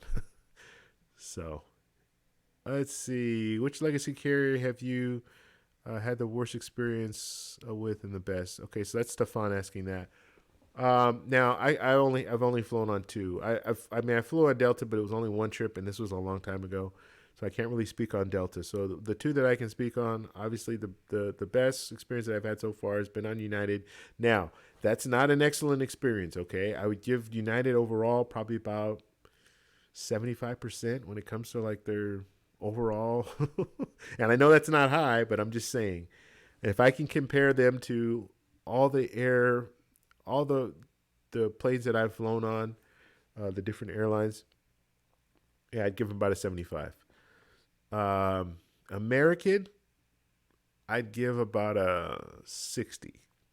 So that's kind of the way that I would go. So United is not excellent by no means, but they are better than, in my opinion, they're better than American, and they're easiest for me to do the transfer. Because I can just transfer directly to United, and not necessarily fly on United, because I don't fly on United that often. The last trip I flew on United was when I flew to Thailand, and I flew their business class or Polaris experience, and it was okay. Uh, that's all I'm gonna. It wasn't great. It wasn't. The food wasn't good. Um, the setup, the overall setup for the business class was nice. But yeah, the food, I did not like the food. And the only thing that I did like as far as the food was concerned, though, was the ice cream. They had ice cream, and they have this little cart. They bring the cart around and scoop the ice cream out, and you can get it how you want it. I like that. But other than that, yeah, that experience wasn't that good. Okay. But my favorite airline flying on, period, is JetBlue. I love flying JetBlue. Customer service is great. I love flying the even more seats. Like I love that whole experience. So if I have an opportunity to fly on JetBlue, I'm jumping on JetBlue. However, we all know JetBlue doesn't fly everywhere, especially when it's out of the country.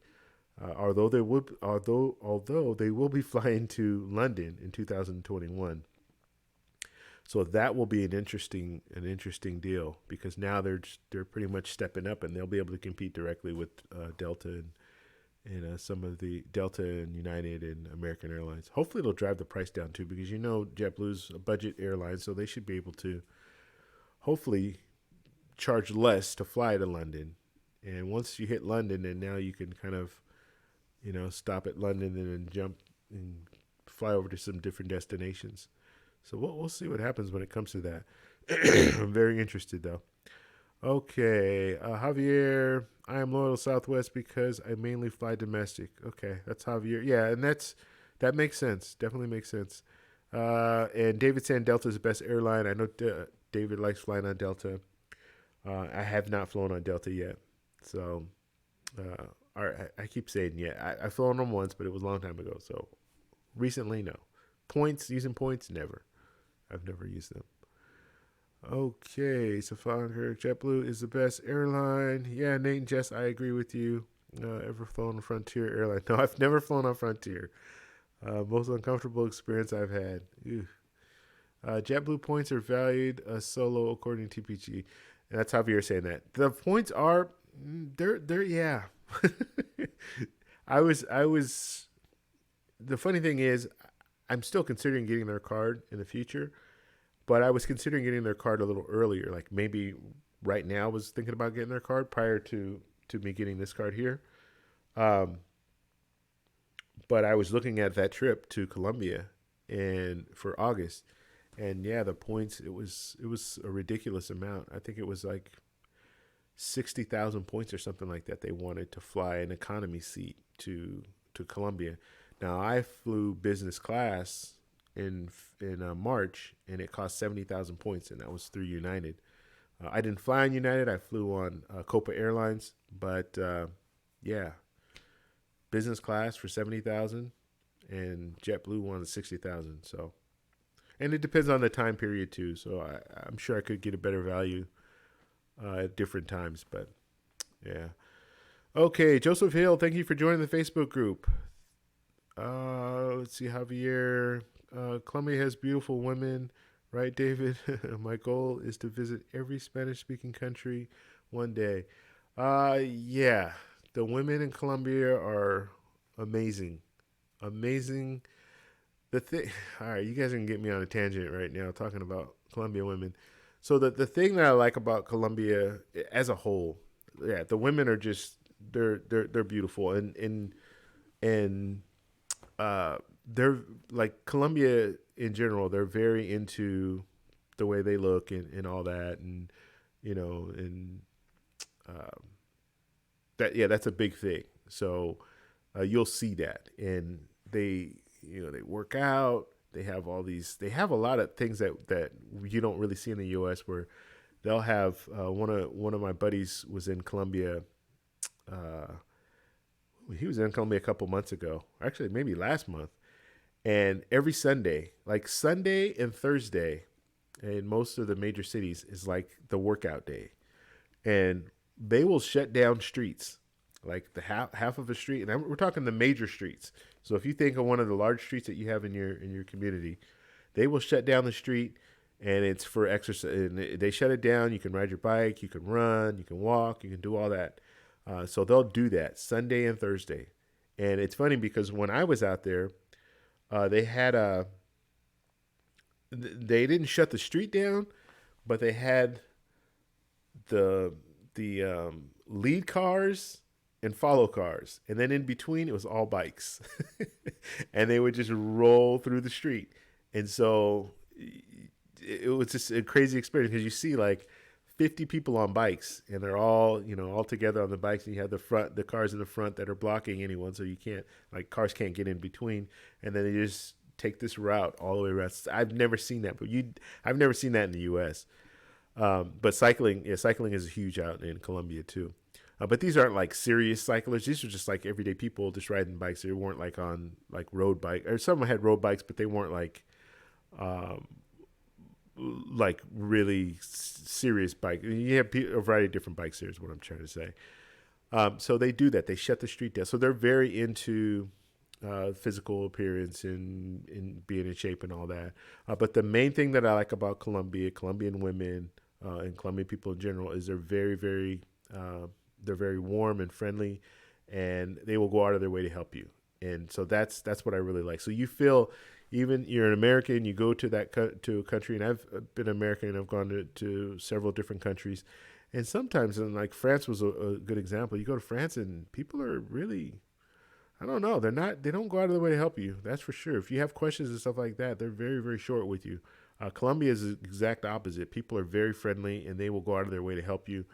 They will walk you to different places. Like it's like, that's kind of an amazing thing for me because I'm not used to it. But if you ask someone something, be prepared for them to go out of their way to like show you. And in some cases you kind of feel uncomfortable, like, okay, that's fine. You just need to point me in the direction.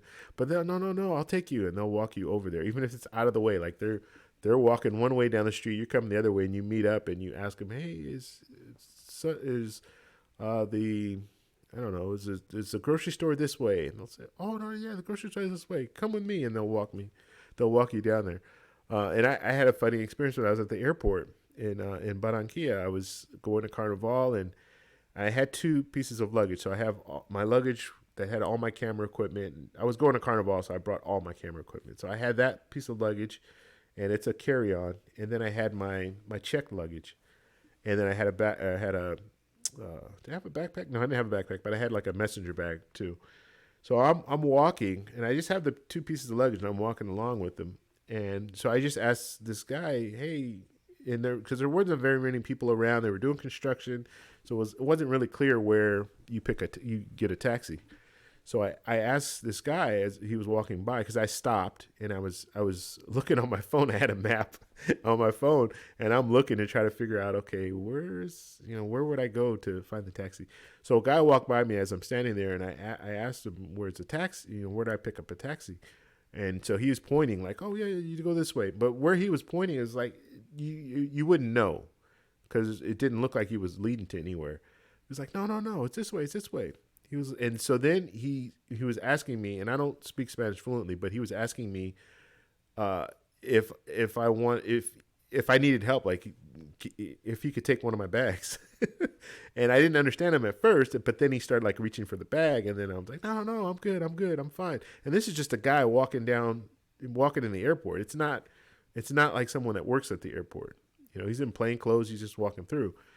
And so I was just like, this is crazy. Like, when would that ever happen? Like, people at an airport saying, oh, sure, I'll help you. Maybe if you're a little old lady, then yeah, you might have someone, I would do the same thing if I see someone. And I wasn't walking. I was just standing there. So it wasn't like I was struggling with my bags or anything. I'm just standing there. So yeah. So anyway, yeah. Women are beautiful, but the people are beautiful. And so that's what makes it just a great place to go. Okay. Let's move on down here.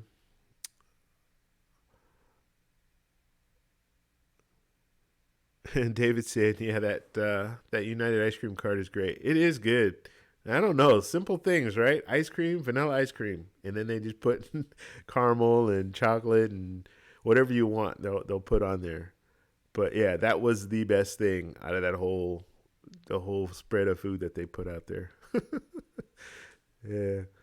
Let's see. Sorry if you answered this earlier, but what is your most recent card you picked up?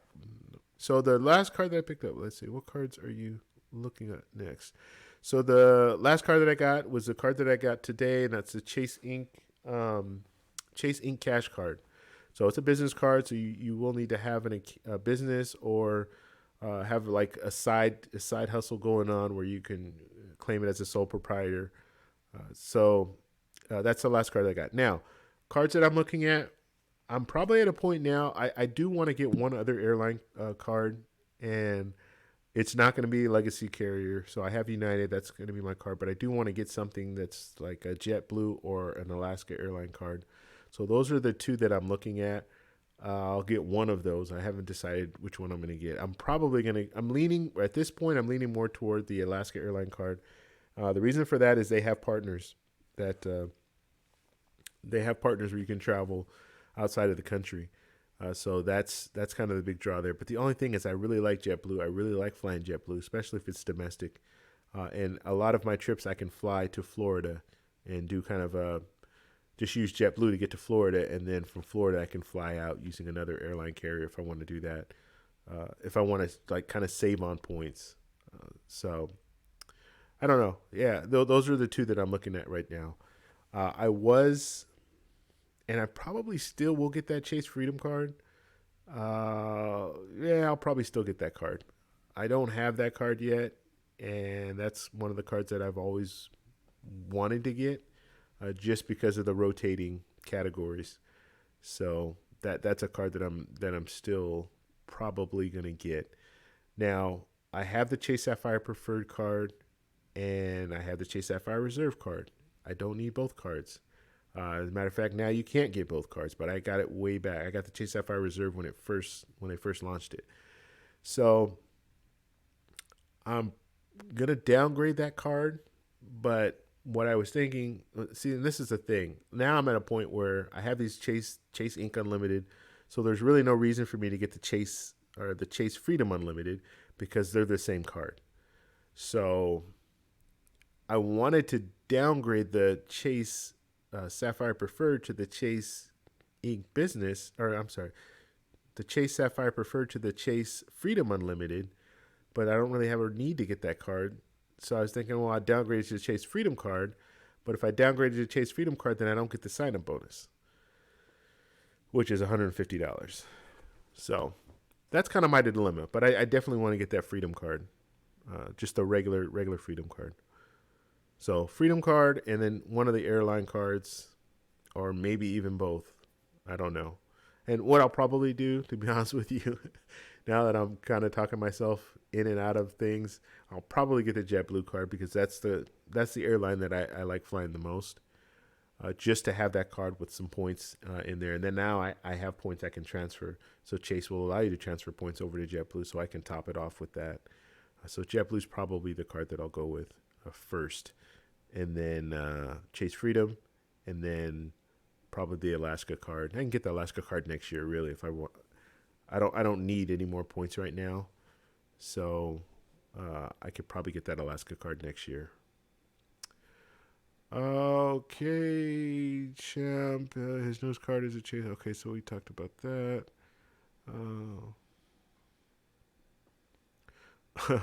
So Mike is saying "Beautiful People." That's a Marilyn Manson song. Yeah. All right. Okay, guys. Any other questions or anything like that? We can address them right now.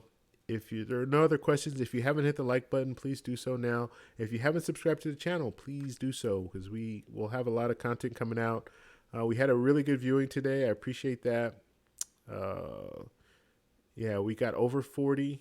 I think this is the first time I got over 40, so that's great. And I really appreciate it. It's one of the hardest things, just so you know, when it comes to doing live streams. The hardest thing is when you go live and nobody watches.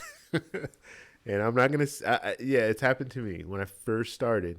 Nobody knows you're on live, right? This is the first time you're doing it. You might get 2 or 3 people that'll kind of trickle in, and you start talking, and so it's hard. It's hard, just psychologically as well as you don't really know what to talk about, and you kind of start fumbling to your words, and no one's participating, and so they're not asking questions, and so it just really helps out if you guys are here. Just saying hello and tell me where you're from. That starts a conversation right there because I can, oh, you know what, I've always wanted to go there, or so just different things like that. And yeah, so I appreciate everyone coming in and supporting me. And like I said, if you guys are interested in learning a little bit more about travel credit cards and just travel in general, jump in there, join the Facebook group, and anything else, like any other questions and stuff that you might have. And let's say you have a question. And I remember, like, when I'm in school, like, you have a question, but you're like, I don't want to ask that question. I don't want other people to know that I'm asking this question. It might not be a good question. It might sound, dumb or something like that. Well, if you're in the Facebook group, you can always hit me up. Just message me, and I'll get back to my messages. So just message me, hey, I had a question about this. I had a question about that. I didn't want to put it out in the live chat because it seems like it, or you might have made a mistake and you don't want to put it out there because you don't want people to criticize you. And there are some really bad people online. uh, so if that's the case, join the Facebook group and then hit me up in the messenger, and I'll help you out the best I can. Or if you made a mistake and you're trying to fix that mistake, or your credit's not good and you're embarrassed to put it out there, then yeah, just hit me up and we'll talk about it. And I'll tell you, like, I'm not an expert. I'm not a credit expert. I'm not a financial expert or anything like that, but I will tell you the things that I've done and the things that I've heard. So I can give you that information. Okay, we got a few more things here. Let's see. TC, you're famous. Yeah. Oh man, I'm famous. You know what's funny? I'm gonna tell this story because it cracked me up. So you guys know, I talk a lot about travel, but I also talk about photography stuff, and I do reviews. And you probably just saw I put a review out for. I try to make it travel related. So if it's camera equipment, I try to make it travel related. But the fact that I use Sony cameras now, their mirrorless cameras are small, and I consider that a good camera for travel. Actually, the best travel camera right now is the Sony A7R III, in my opinion, because it's a powerful camera. It's smaller than most DSLRs, and it's just excellent when it comes to landscape photography and stuff. But anyway, I went to a convention, and every year I go to this convention. Actually, I didn't go this year, but I usually go to this convention, this WPPI. And so you have the traditional, like a convention where you have like this study where you go to all the different classes and stuff like that. And then you have like the expo. So they'll have all the latest cameras and stuff like that. And so, and this actually happened to me 2 years in a row. But I don't know, like when you put out videos, it's kind of weird because you don't really think of people watching your videos. I don't know. It's weird. So I'm walking through. I'm at the MGM in Las Vegas, and that's where the convention is. And I'm walking through MGM, and I see this guy standing off to the side, but I could see that he's like staring at me, right?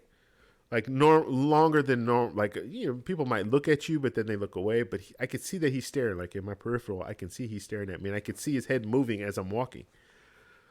So I'm thinking, why is this guy staring at me? So I keep walking. And then later on that day, I see the same guy. And he's staring at me again. But now he's walking towards me. And I'm like, oh, man, what is going on?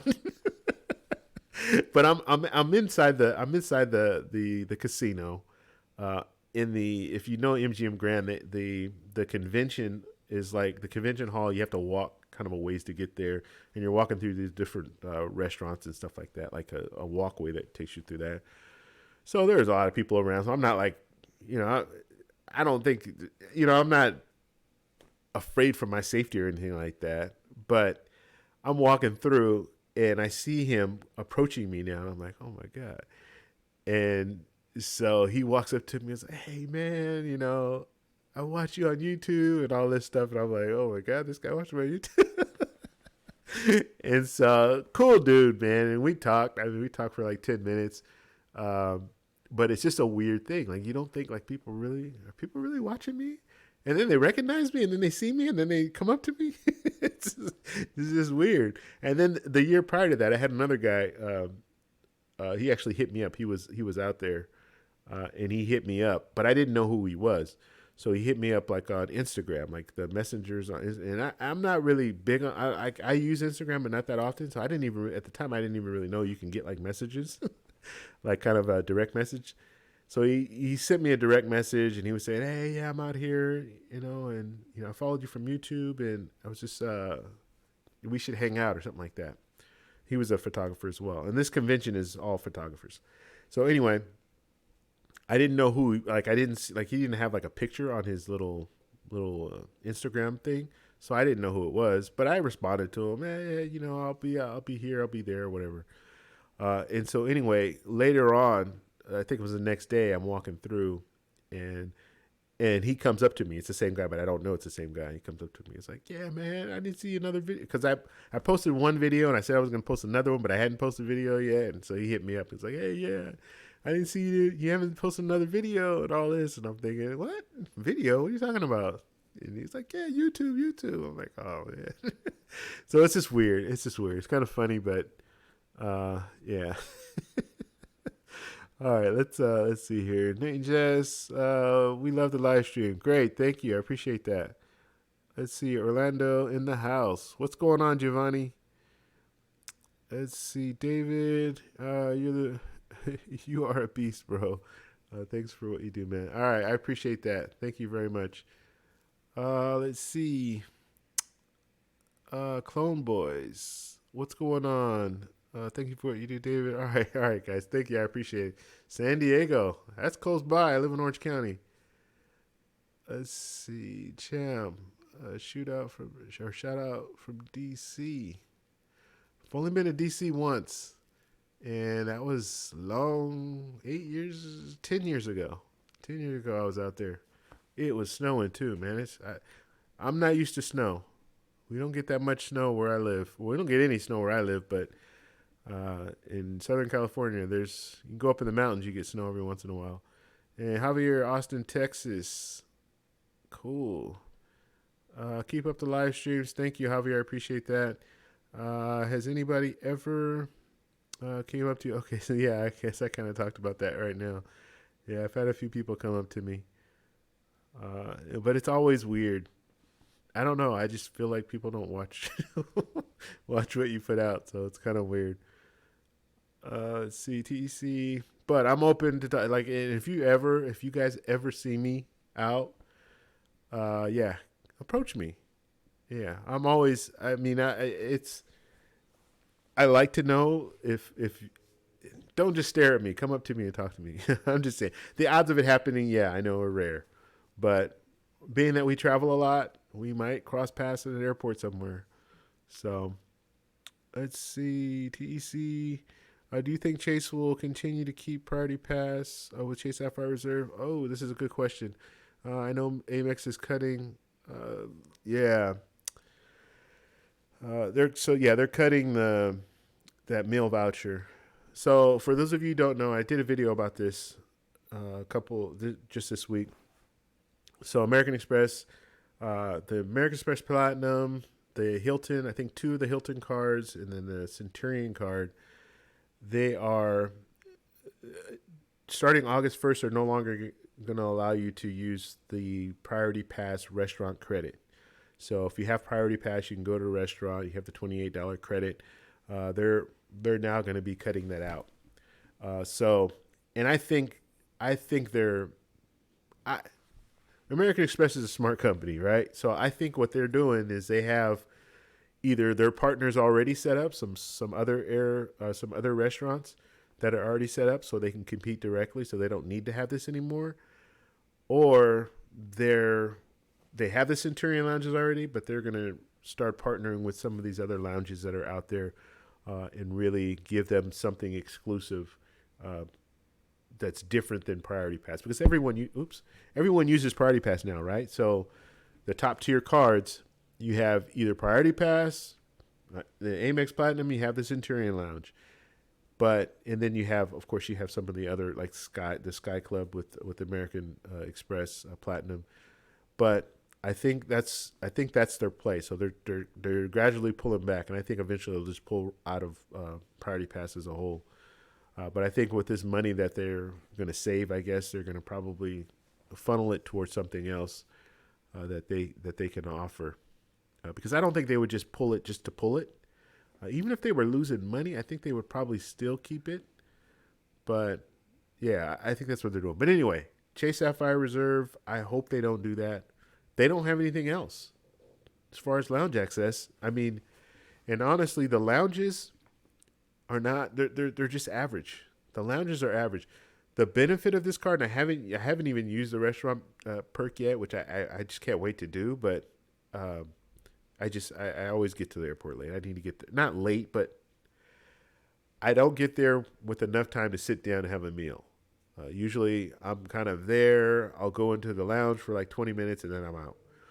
So when I go to Hawaii, I'm going to make an attempt, or I'm going to make a point to get there early enough so I can sit down at a restaurant and use that priority pass. But that's a real good perk because you can sit down and have a full meal. One of the problems that I have with priority pass, you don't have food. You generally don't have like you can't get a full on meal in the lounge. Usually you're getting snacks and some refreshments, and that's pretty much it.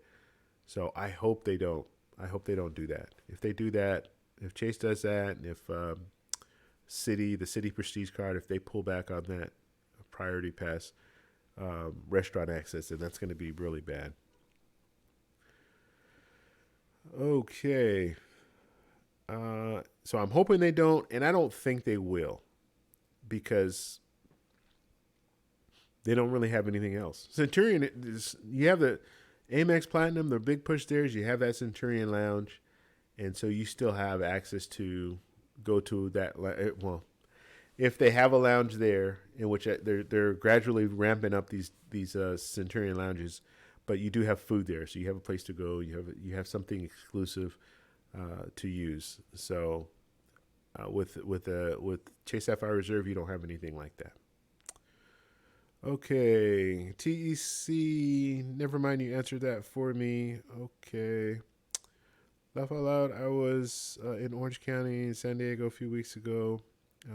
Austin, Texas last week. Wow, you've been everywhere, Michael. All of our spots. Yeah, which one did you like best? No. All right. TEC, my days of flexing my 6 priority pass at restaurants are coming to an end. So you have, but they're not all Amex.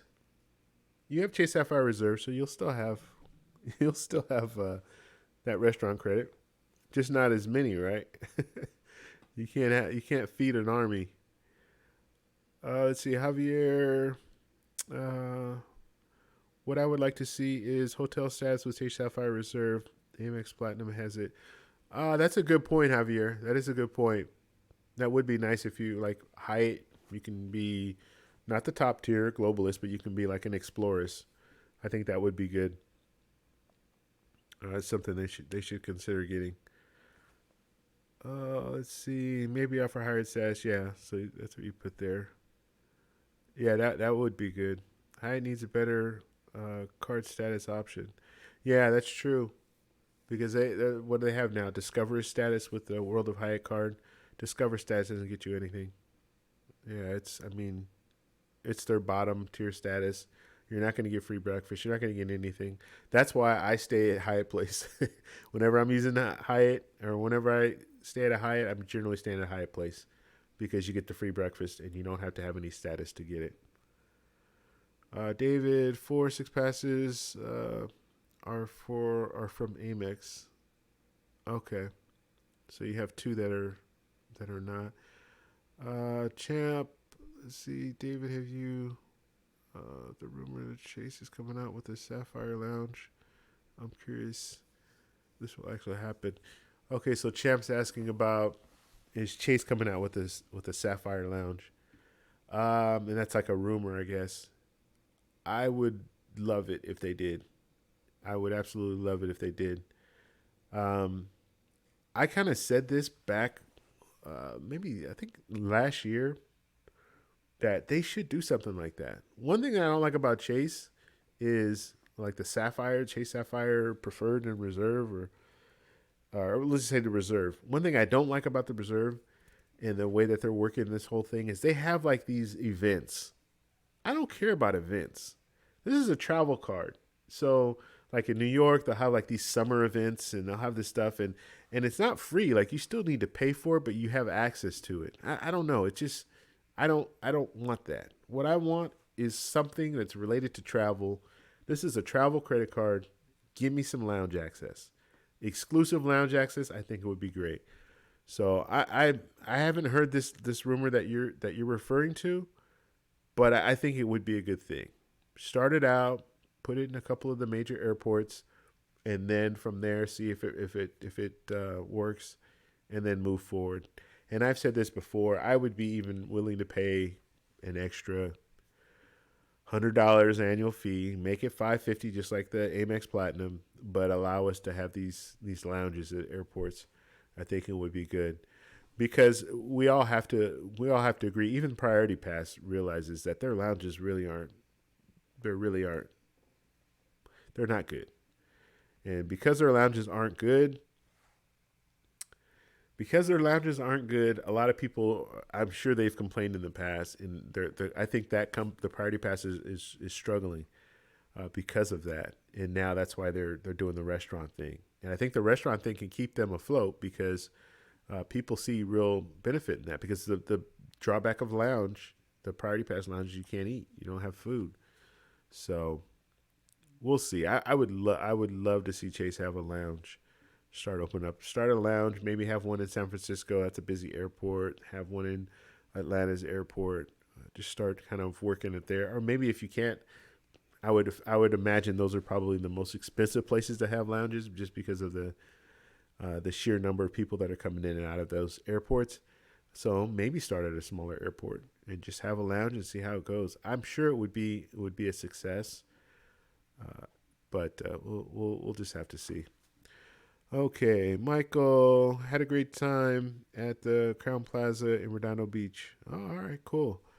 Yeah, I've never even seen that Crown Plaza in Redondo Beach. I've been to Redondo Beach a few times, but I haven't seen that. All right, guys. So I think we're going to call it for tonight. I appreciate everybody stopping by. And like I said, join the Facebook group, and we'll continue the conversation over there. If you guys have questions or anything like that, feel free to chime in. Let's see, Nate and Jess, I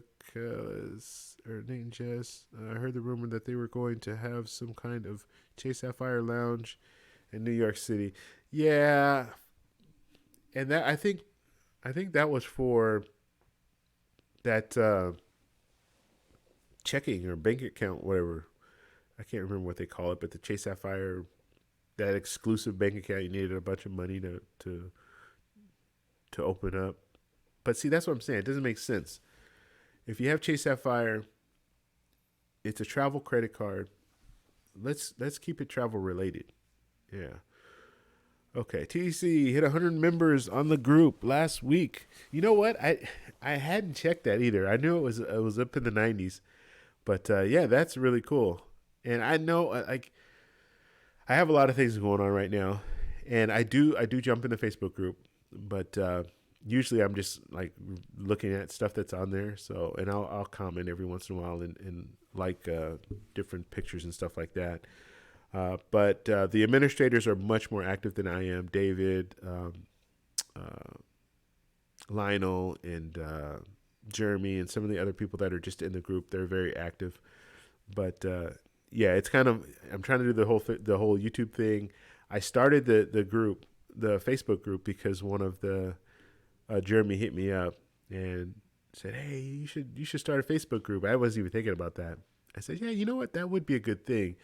But the only thing is I need help. And that's basically what I told him. So he jumped in. David jumped in. So and Lionel wanted to help as well. So yeah, that's how I got the whole Facebook group started. But I think it's great, and I'm glad that we went that way. And I decided, yeah, this sounds like a good thing because it does help out. Helps out a lot of people when they have questions and stuff like that. Okay, guys.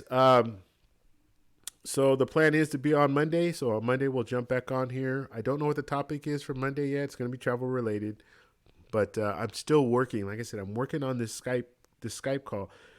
And I'm going to be honest with you. I have it set to where it will work, but I need to fine tune it because what's happening is it's taking away some of my features on my computer when I download the software that I need to download. And it's not just Skype. It's Skype, and then you have to do this NDI thing. If you guys know anything about I'm using Streamlabs OBS, I'm using Skype, and then you have this NDI plugin that you need as well.